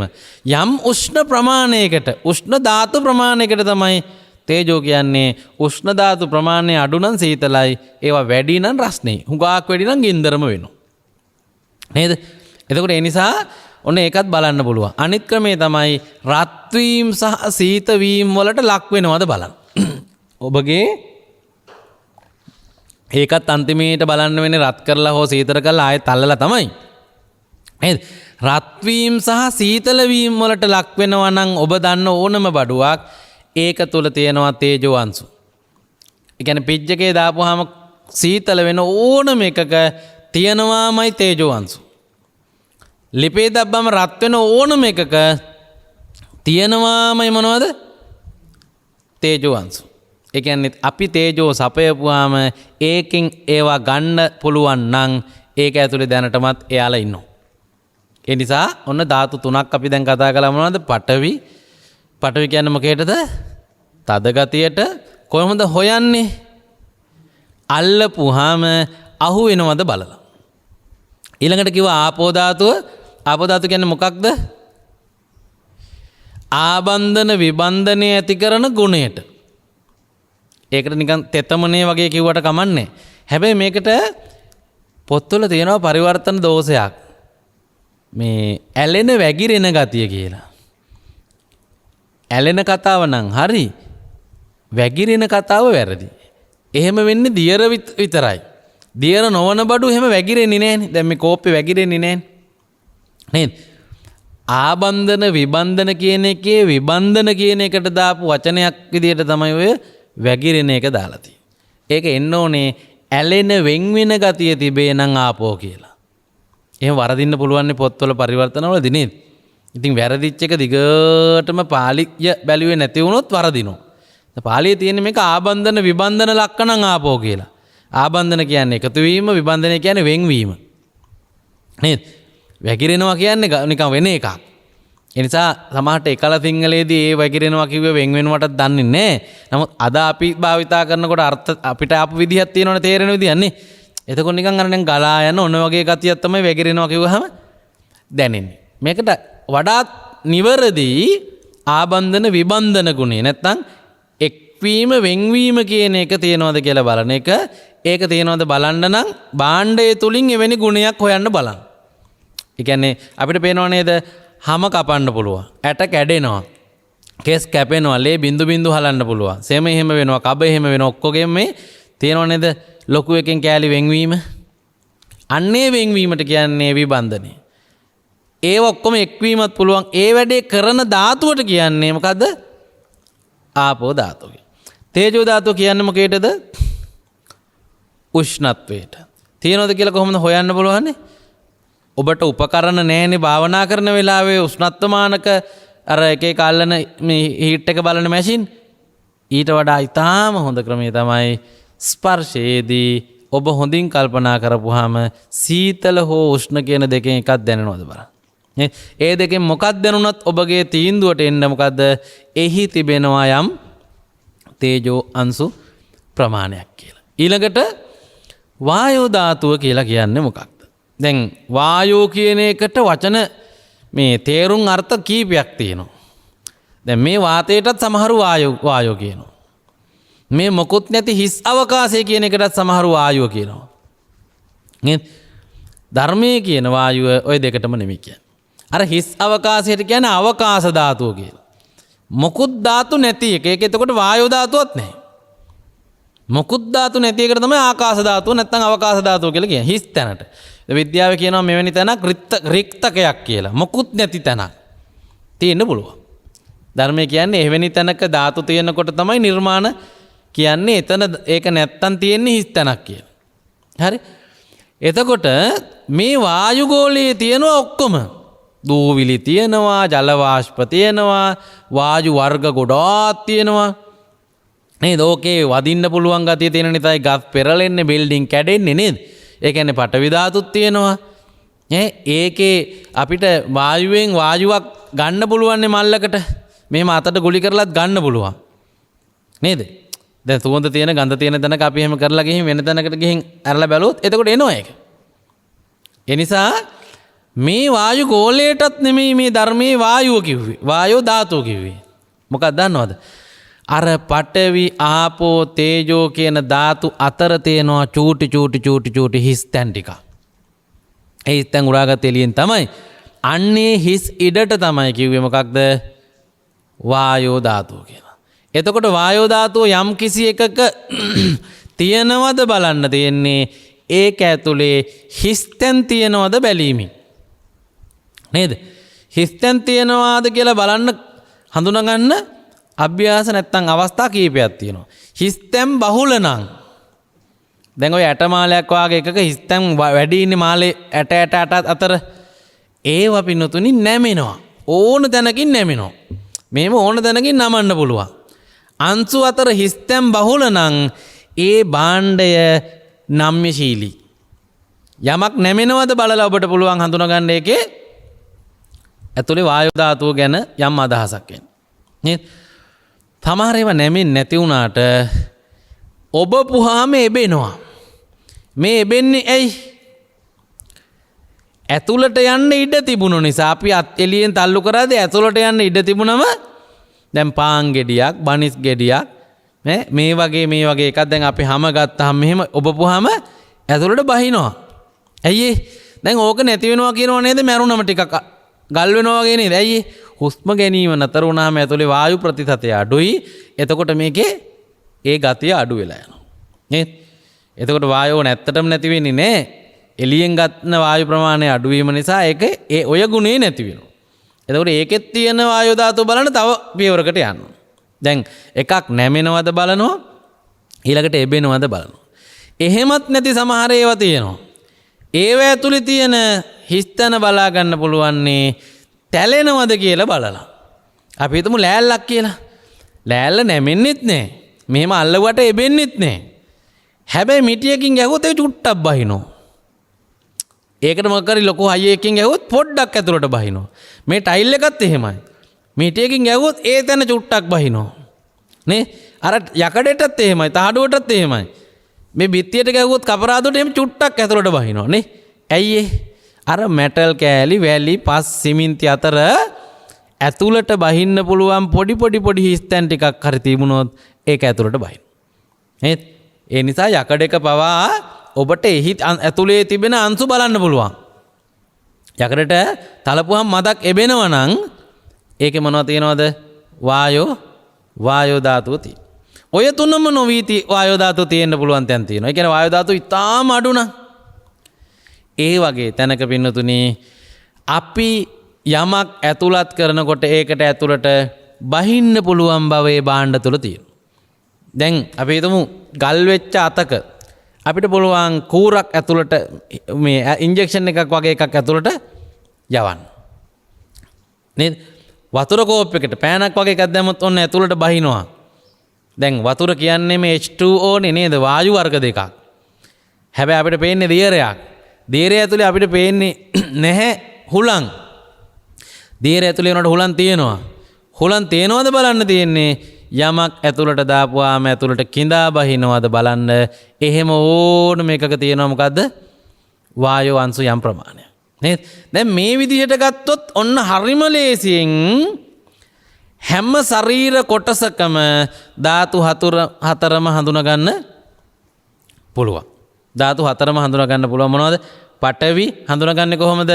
අල්ලලා බලලා. අල්ලලා බලපුවම අවු වෙනවා නම් වදිනවා දැනෙනවා නම් තද ගතිය තමයි යහුවේ. ආපෝ වෙන් වෙනවද එක් වෙනවද කියලා හොයලා බලලා. ඒක තියෙනවා නම් ඒ ලක්ෂණේ තියෙනවා නම් තියෙන්න ඕන මොකක්ද? ආපෝ ධාතු. උෂ්ණත්වයේ තේජෝ අල්ලපුවාම රස්නේද සීතලද බලලා. වායෝ හිස්තන් තියෙනවද බලන්න. හිස් හුළඟ යනවද බලන්න එපා. මොකද හුළඟ යන්නේ නැහැ හැම එකම. නේද? එන වායෝ කියන්නේ හමා යන ගතිය කිව්වොත් ඒ කියලා තියෙන වාතයට. නේද? වායෝ කියලා කියන්නේ බුදුහාමුදුරන්ගේ දේශනාවට අනුව ධාතුන් අතර තිබෙන හිස් ඉඩට කියන නමක්. එහෙම හිස් ඉඩක් හැම නිර්මාණයකම ඇතුළේ තියෙන බව ඇත්ත. එහින්දා සිරුරේ ඔබ කොටසෙන් කොටස පින්නතුනි ගන්න අරගෙන මේ ධාතු මනසිකාර භාවනාව කරන්න. ධාතු මනසිකාර භාවනාව කරන්න. මොකද මේ තර්කයට අනුව කෙස් ගහ හැදිලා තියෙන්නේ පඨවි ආපෝ තේජෝ වායෝ කියන ධාතුන්ගෙන්. එහි තිබිය යුතුයි වර්ණ ගන්ධ රස ඕජා මේ අටම බලන්න. මේවා කෙස් නෙමෙයි සුද්දාෂ්ටක කියලා හඳුනා ගන්න. කෙස් කියන්නේ දාපු නම ඇත්තට තියෙන්නේ ධාතු 8 කියලා ගන්න. නේද? ඔය වගේ මේකේ මස් අරගෙන ඔබ පරීක්ෂා කරන්න. කවුරුත් කියන ඒවා වැඩක් නැහැ. පොත්වල තියෙන ඒවා වැඩක් නැහැ. මතක කටපාඩම් වැඩක් නැහැ පින්නත්. ඔබට මස් බලන්න පුළුවන් මේකේ තුවාල වෙලා මස් දැකපු අවස්ථා තියෙනවනේ. පර්යේෂණයට ගන්න පුළුවන් දැන් වෙලාව. මීට පෙර ඔබම ලැබූ අත්දැකීම් වලින් මතක තියෙන මතක. ඒ කියන්නේ ඔබ මස් දැකලා තියෙනවා නම් මේ විද්‍යාකාරයකට හරි ගිහිල්ලා පෙනහල්ලා අල්ලලා තියෙනවා නම් පෙනහැල්ලේ මේ ඉන්ද්‍රිය ගෝචර කරගෙන තියෙනවනේ ඒ අත්දැකීම් මත ඔබට ඒක අහු වුණාද? ඒක කපපුවාම කැපුණාද? ඒකේ සීතල හරි උෂ්ණ හරි තිබුණාද? අත්දැකීම් මතක් වෙනවනේ. පර්යේෂණයේදී ඕකත් ගන්න පුළුවන්. හැබැයි නිකම්ම හිතලු ගන්න බෑ. එදා මේක ඥානතෝ හම්බික්කවේ පස්සතෝ ආසවානං කයං වදාමි කියලා බුද්ධ දේශනාව කිව්වේ නේද? දැනගෙන මදි දකින්නත් ඕන. ඒකට අපි කියනවා ප්‍රත්‍යක්ෂය කියලා. එතකොට තමයි අපිට ආශ්‍රව ධර්ම ෂේ වෙන්නේ. ඒ නිසා පින්නතුනි ඇත්තටම බලන්නකෝ මේ දෙතිස් කුණපයේ තියෙන්නේ සතර මහා ධාතු එකතු වෙච්ච ප්‍රමාණයට ඒකට ඒ කැලට හැදිච්ච වර්ණ ගන්ධ රස ඕජා විතරයි. ඒ හින්දා තමයි ඔබ කළුද ඔබ සුදුද ඔබ මොන පාටද කියන එක මත ඔබට විශේෂත්වයක් නැහැ කියලා ධර්මයේ කියන්නේ. ඒක මිනිස්සු හදාගත්ත මායාවක් මිත්‍යාවක්. එයාගේ ඒ පාට හැදුන එකෙන් එයාගේ වෙන මොකවත් හොඳ කියලා එකක් නෑ. ඒ දෙන්නගේම අසුචි ගඳයි, ඒ දෙන්නගේම කබ කැතයි, ඒ දෙන්නගේම කටවල් ගඳයි නේ. ඒ දෙන්නගේම ලේ එකපාට, ඒ දෙන්නගේම ඇටකොටු එක වගේ, ඒ දෙන්නගේම වැඩ කරන මැෂින් ටික ඔක්කොම එක වගේ. අපි මේ පිටපොත්තට විතර වෙනම අගයක් දාලා තියෙන එක අසාධාරණයි. අවිද්‍යාත්මකයි. නේද? ඒකේ කිසිම වෙනසක් නෑ. මේ හැම එකකම කිසිම වෙනසක් නෑ. කාමුක අය කාමයේ අදහත් වලින් හිතන ඒවා හැර. මොකද වර්ණය කියලා කියන්නේ පින්නතුනි ධාතු වලටම ආව එක ගුණයක්. ඒ ආව ධාතු වල ඒ වර්ණය එනකොට ආපු ධාතු වල වටිනකමේ වෙනසක් නෑ. දැන් අපි ඊළඟට කතා කරනවා ධාතු වල වටිනාකම ගැන. මේ කොටස මං හිතනවා ඔබට වැටහෙන්නට ඇති. ඒ අනුව දෙතිස් කුණපය අපි මේ ප්‍රශ්නේ කොයි ප්‍රශ්නෙටද උත්තර හෙව්වේ? කය සකස්ව තිබෙන්නේ මොනවාගෙන්ද කියන එක. එතන මේක යටතේ ඔබට පුළුවන් දෙතිස් කුණපේ කෑල්ලෙන් කෑල්ල අරගෙන ඒකේ තියෙනවා අදත් මේ වෙලාවේ අල්ලන්න පුළුවන් කෑලි ටිකක්. නේද? ඔබට පුළුවන් කෙස්, ලොම්, නිය, දත් සම එහෙම බලන්න. නේද? ඔබට ඕනම් පුළුවන් පොඩි ලේ බිඳුවක් එළියට ගන්න. ඔබට පුළුවන් සෙම, සොටු, කබ, කඳුළු වගේ ඒවා එළියට එන ඒවා. දියර 10 මෙහෙම එන ඒවා නේද? දැන් මේවා ඇත්තටම බලන්න. ඔබ පරීක්ෂකයෙක් නම් ඔබ අසුචිත් පරීක්ෂා කරලා බලන්න ඕන. මූත්‍රාත් පරීක්ෂා කරලා බලන්න ඕන. සෙමත්, සොටුත් කබ් පරීක්ෂා කරලා බලන්න ඕන. ඒවා පරීක්ෂා නොකර ශාලාවක වාඩි වෙලා නිවන් දකින්න නම් ඉන්නේ. කවදාවත් ඔබ නිවන් දකින්නේ නෑ. ඔබට අයිතියක් තියෙනවා ඔබගේ නිවන් දැකීම සාක්ෂාත් කර ගැනීම කරන්න. එහෙමනම් මේ උපදෙස් අනිවාර්යෙන් පිළිගන්න නේ. දැන් මේකේ එකක් දෙකක් තුනක් ඔබට බැරි වෙන්න පුළුවන් අද ඒ කෑල්ලම එළියට ගන්න. අපිට හෘදේවත් එහෙම ගන්න බෑනේ නේද? ඒකට තියෙනවා ක්‍රම දෙකක් පාවිච්චි කරන්න. එකක් ඔබ කිසියම් පර්යේෂණයකදී හරි කිසියම් ආකාරයක දෘශ්‍යාධාර පාවිච්චි කරලා හරි හෘදේ වස්තුවේ හැඩ, ඒකේ වර්ණ, ඒකේ වීඩියෝ එකක් නේද? ඒක අල්ලලා තියෙනවා නම් පර්යේෂණාගාරයකදී දැන් එක්සිබිෂන් වලදී එහෙම පෙන්නනවනේ එහෙම. එහෙම ඔබ කරලා තියෙනවා නම් සමහරට ඒකේ ගඳත් තුට්ටක් හරි දැනලා තියෙනවා නම් ඒ අත්දැකීම ගන්න පුළුවන්. එහෙම නැත්නම් ශරීරයේ තියෙන ඒ වගේ තව එක කෑල්ලක හරි අත්දැකීම තියෙනවා නම් මේකට අපි කියන අනුමානයෙන් ගන්න පුළුවන්. අපි පෙනහැල්ල නම් අල්ලලා තියෙනවා. අපි හිතමු පෙනහැල්ල අපි අල්ලලා තියෙනවා, පෙනහැල්ල දැකලා තියෙනවා, පෙනහැල්ලේ ස්වභාවය දැකලා තියෙනවා කියන ඒ වගේම මස්ගුලියක් නේ එහෙමනම් හෘදේ වස්තුවත් ඒ වගේම මස්ගුලියක් නේ වකුගඩුත් ඒ වගේම මස්ගුලියක් නේ බඩවැලුත් නේද? දැන් බඩවැල්ල එහෙමනම් ඔබ ඕන තරම් දැකලා තියෙනවා. සත්තු ඇක්සිඩන්ට් වෙනවා, මිනිස්සු හැප්පෙනවා නේ. මොලේ එළියට පැනපුවා ඔබ දැකලා තියෙනවා. මේ අත්දැකීම්ම පුළුවන් තරම් ගන්න භාවනා කරද්දී. පුළුවන් තරම් එහෙම අත්දැකීම් පරීක්ෂා කරන්න. දැන් ඔබට කොහේ හරි ගිහින් එහෙම බලන්න පුළුවන්කමක් තියෙනවා නම් ගිහිල්ලා එක බලලා ඒ අත්දැකීම අරන් එන්න. එතකොට පසුව ඒ අත්දැකීම මානසිකරණය කර හැකියි. ඒ අත්දැකීම මානසිකරණය කරන්න පුළුවන්. එතකොට තමයි භාවනාව වැඩෙන්නේ. ඉතින් මේ ධාතු මනසිකාර කොටසේ පුළුල් ස්වභාවයකුත් තියෙනවා. මොකද්ද? ඇඟෙන් පිට අනිත් දේවල් ගැනත් මේ ධාතු මනසිකාරය ඔබට කරන්න පුළුවන්. ඔබ ළඟ තියෙන මේ පොත, මේ තියෙන පෑන, මේ තියෙන රෙද්ද, මේ තියෙන ප්ලාස්ටික් එක, යකඩ එක මේවා ඒවත් ධාතුද කියලා බලන්න. කොහොමද බලන්නේ? තද ගතිය තියෙනවා නම් පඨවි තියෙනවා කියලා හඳුනා ගන්නවා. වෙන්වීම එක්වීම තියෙනවා නම් ආපෝ ධාතුව හඳුනා ගන්නවා. සීත උෂ්ණ තියෙනවා නම් තේජෝ ධාතුව හඳුනා ගන්නවා. නේද? හිස්තනක් හඳුනා ගන්න තියෙනවා නම් වායෝ ධාතුව හඳුනා ගන්නවා. පාට පේන්න තියෙනවා නම් වර්ණ, සුවඳක්, රසක්, ඕජාවක් තියෙනවා. ඕජෝ කියන්නේ පින්නතුණි ඕජස් වලට නෙමෙයි. මෙතන ඕජෝ කියලා කියන්නේ ඕජස් වලට නෙමෙයි. ඒ තුල තියෙන ශක්තියට. ඒ ශක්තිය විටක මෙලෙක් බව වෙන්න පුළුවන්. විටක ගලා යා හැකි බව වෙන්න පුළුවන්. විටක රළු බව වෙන්න පුළුවන්. විටක කුස පිරවිය හැකි බව වෙන්න පුළුවන්. විටක පිපාසය සංසේවිය හැකි බව වෙන්න පුළුවන්. දැන් ඇහැ වගේ එක තියෙන ඕජෝ ගුණය තමයි බාහිර රූප ඇද ගැනීමේ බලය. වකුගඩුවේ තියෙන ඕජෝ ගුණය තමයි මේ මූත්‍රා පෙරීමේ හැකියාව. හෘදේවත්වයේ තියෙන ඕජෝ ගුණය තමයි පම්ප් කිරීමේ හැකියාව. පෙනහල්ලේ වායුව පෙරන්න පුළුවන්. ලේ වලට ගමන් කරන්න පුළුවන් නේ. එතකොට ඕජෝ කියන්නේ මොකද්ද? ශක්තිය. ඒ ශක්තිය එකට ආවේ ඒකේ තියෙන ධාතු ටික එකතු වෙලා පිහිටපු ගුණ වලින් කියලා ගත්තනම් මේ ඕජෝ ගුණයට ওই පැටලෙන ගතිය උගක් නැති වෙනවා. මේක මම කිව්වෙම ගොඩක් අය අහන ප්‍රශ්නයක්. ඕජෝ කියන්නේ ඕජස් වලටද? එතන හැම එකකම ඕජස් නෑනේ කියලා. ඔව් ඕජස් නෑ තමයි. හැබැයි ඕජෝ කියන්නේ ශක්තියට. ඒකේ තියෙන බලයට. ඒ බලය එකින් එකට වෙනස්. එතකොට වර්ණ කිව්වහම නම් ඒක කෙලින්ම ඇහැට විතරක් ගෝචර වර්ගයක් නේ. පහසුයි තේරුම් ගන්න. ඕජෝ කියන එක සමහර ඒවා හිතෙන් තේරුම් ගන්න තියෙන්නේ. සමහර ඒවා අපිට ඉන්ද්‍රිය ගෝචරවත් තේරෙනවා. ඒක දියරුව එකක් කියලා අපිට පේනවා ගලා යනවා. එහෙමත් බලා ගන්න පුළුවන් නේ. හරි. ඔහොම ඊළඟට බාහිර දේවලුත් බලන්න කියන එකත් මේ ධාතු මනසිකාරයේ දෙවෙනි කොටස. අපේ තුන්වෙනි කොටස තමයි මේ ශරීරය මේ හැදිලා තියෙන්නේ ධාතුන්ගෙන් නම් ඇත්තටම ශරීරය කොයි වගේද කියන්නේ. ඇත්තටම ශරීරය කොයි වගේද කියන එක පින්නතුනේ මේ ධාතුන්ගේ ක්‍රියාකාරීත්වය අධ්‍යයනය කිරීමෙනුත් දැනගන්න පුළුවන්. මේ ධාතුන්ගේ හැටි තමයි පින්නතුනි හැම ධාතුවක්ම තමන්ගේ ධාතුව වැඩි අඩු කර ගැනීමට විවෘතභාවයෙන් යුක්තයි. ඒ කියන්නේ රස්නේ ආවොත් රස්නේ ගන්නවා, තෙතමනේ ආවොත් තෙතමනේ එක ගනුදෙනු කරනවා, උෂ්ණේ ආවොත් උෂ්ණේ එක ගනුදෙනු කරනවා, පටවියන්තු ආවොත් පටවියන්තු එක ගනුදෙනු කරනවා. මෙහෙම හැම ධාතුවක්ම හැම වෙලාවෙම විවෘතයි. මොකේටද? ධාතුන් අතර ගනුදෙනු කිරීමට. ඕකමනේ විද්‍යාව කියන්නේ. බාණ්ඩ දෙකක් ගත්තාම මේකේ තියෙන ඉලෙක්ට්‍රෝන එහෙට මෙහෙට පනිනවා කියලා. දැන් ඔබ මේක කරලත් බලලා තියෙනවා. අඩි රූලක් එහෙම රත් කරලා අල්ලලා බලපුවාම ඒකේ යට උඩ ඒවා මාරු වෙනවා වගේ. නේ? ඒ කියන්නේ ඒ වගේ ධාතුන් මෙහෙම එහෙට මෙහෙට පනිනවා. ධාතුන් එක ආකෘතියනේ.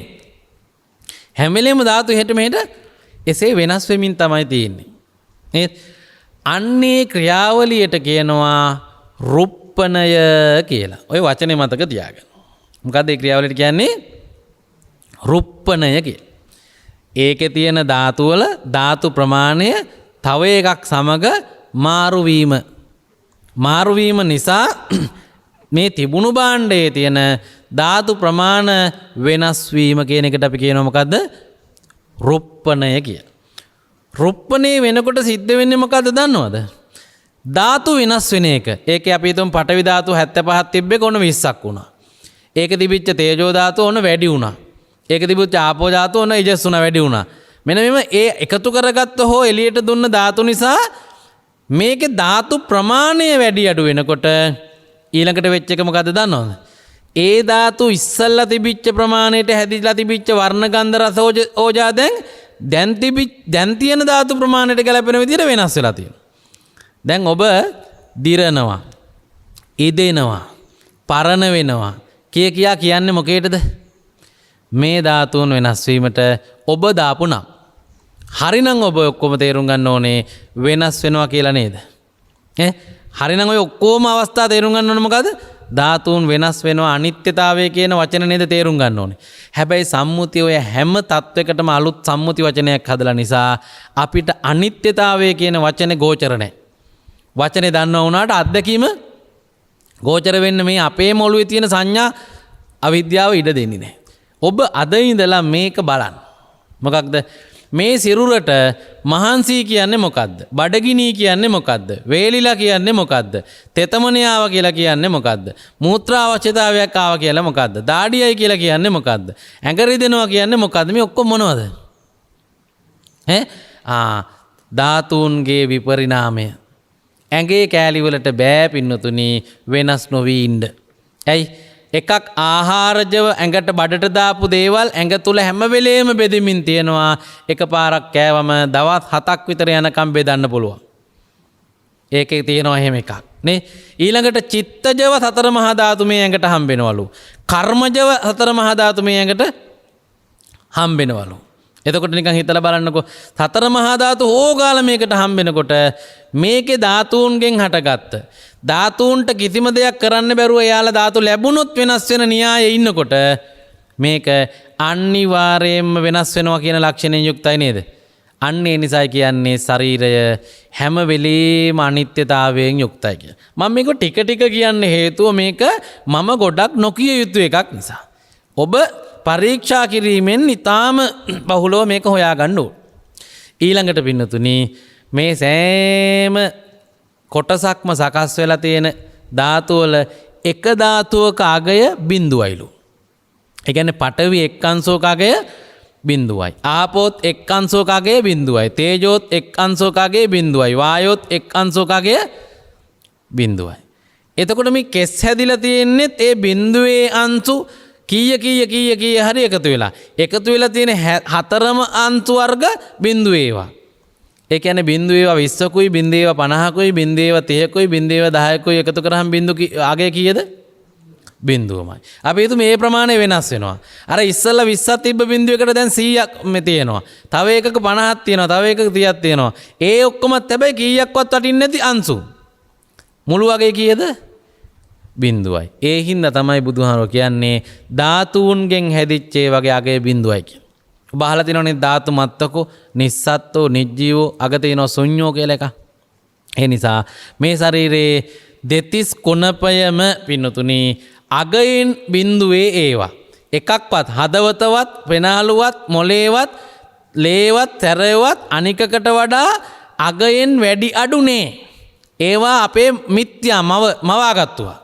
ඒ විතරක් නෙමෙයි මේ ලෝකේ තියෙන මුතු මැණික් රන් රෙදි කියලා අපි නන්දාපු සම්මුතියේදී අගේ පනවපු ඒ වගේ ඇත්ත අගේ කීයද? බිඳුවයි. කොහොමද හොයාගන්නේ? හැතගෙන තියෙන්නේ ධාතුන්ගෙන් නම් අගය බිඳුවට වඩා වැඩි වෙන්න බෑ ඇත්ත අගේ. ඇයි? ධාතු වල කොච්චර පරිමාණයේ ධාතු තිබුණත් ඒ ධාතු අගයින් බිඳුවේ ධාතු කොච්චරක් තිබුණත් එකතුව බිඳුව විතරයි වෙන්න පුළුවන්. නේද? එතකොට ඔන්න කය කොයි වගේද කියන එකට දැන් ඔබ ලක්ෂණ දෙකක් දන්නවා. එකක් අනිත්‍යයි, අනිත් එක අගයෙන් ශූන්‍යයි. අගය කියලා එකක් නෑ, ඒක බොරු. මේක දැනගත්තම නිකම්ම රාගය, ద్వේෂය අඩු වෙනවනේ නේ.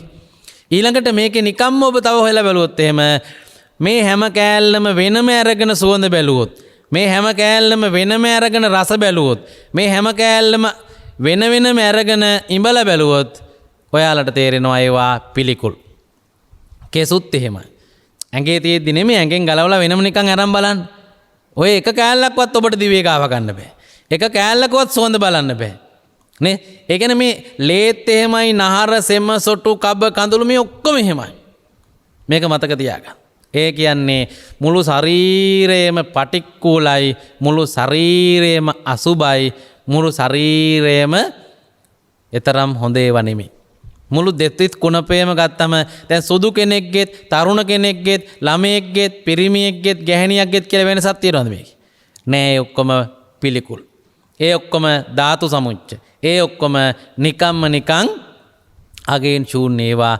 ඒක හොඳට තව ඔබ දියුණු කරගත්තොත් පින්නතුනි, කය අනුව නොබැලීම නිසා හටගෙන තිබෙන, කයේ යථාර්ථ නොදැනීම නිසා හටගෙන තිබෙන සියලුම ආකාරයේ රාග දේශ මොහ සමනය වෙයිද නැද්ද?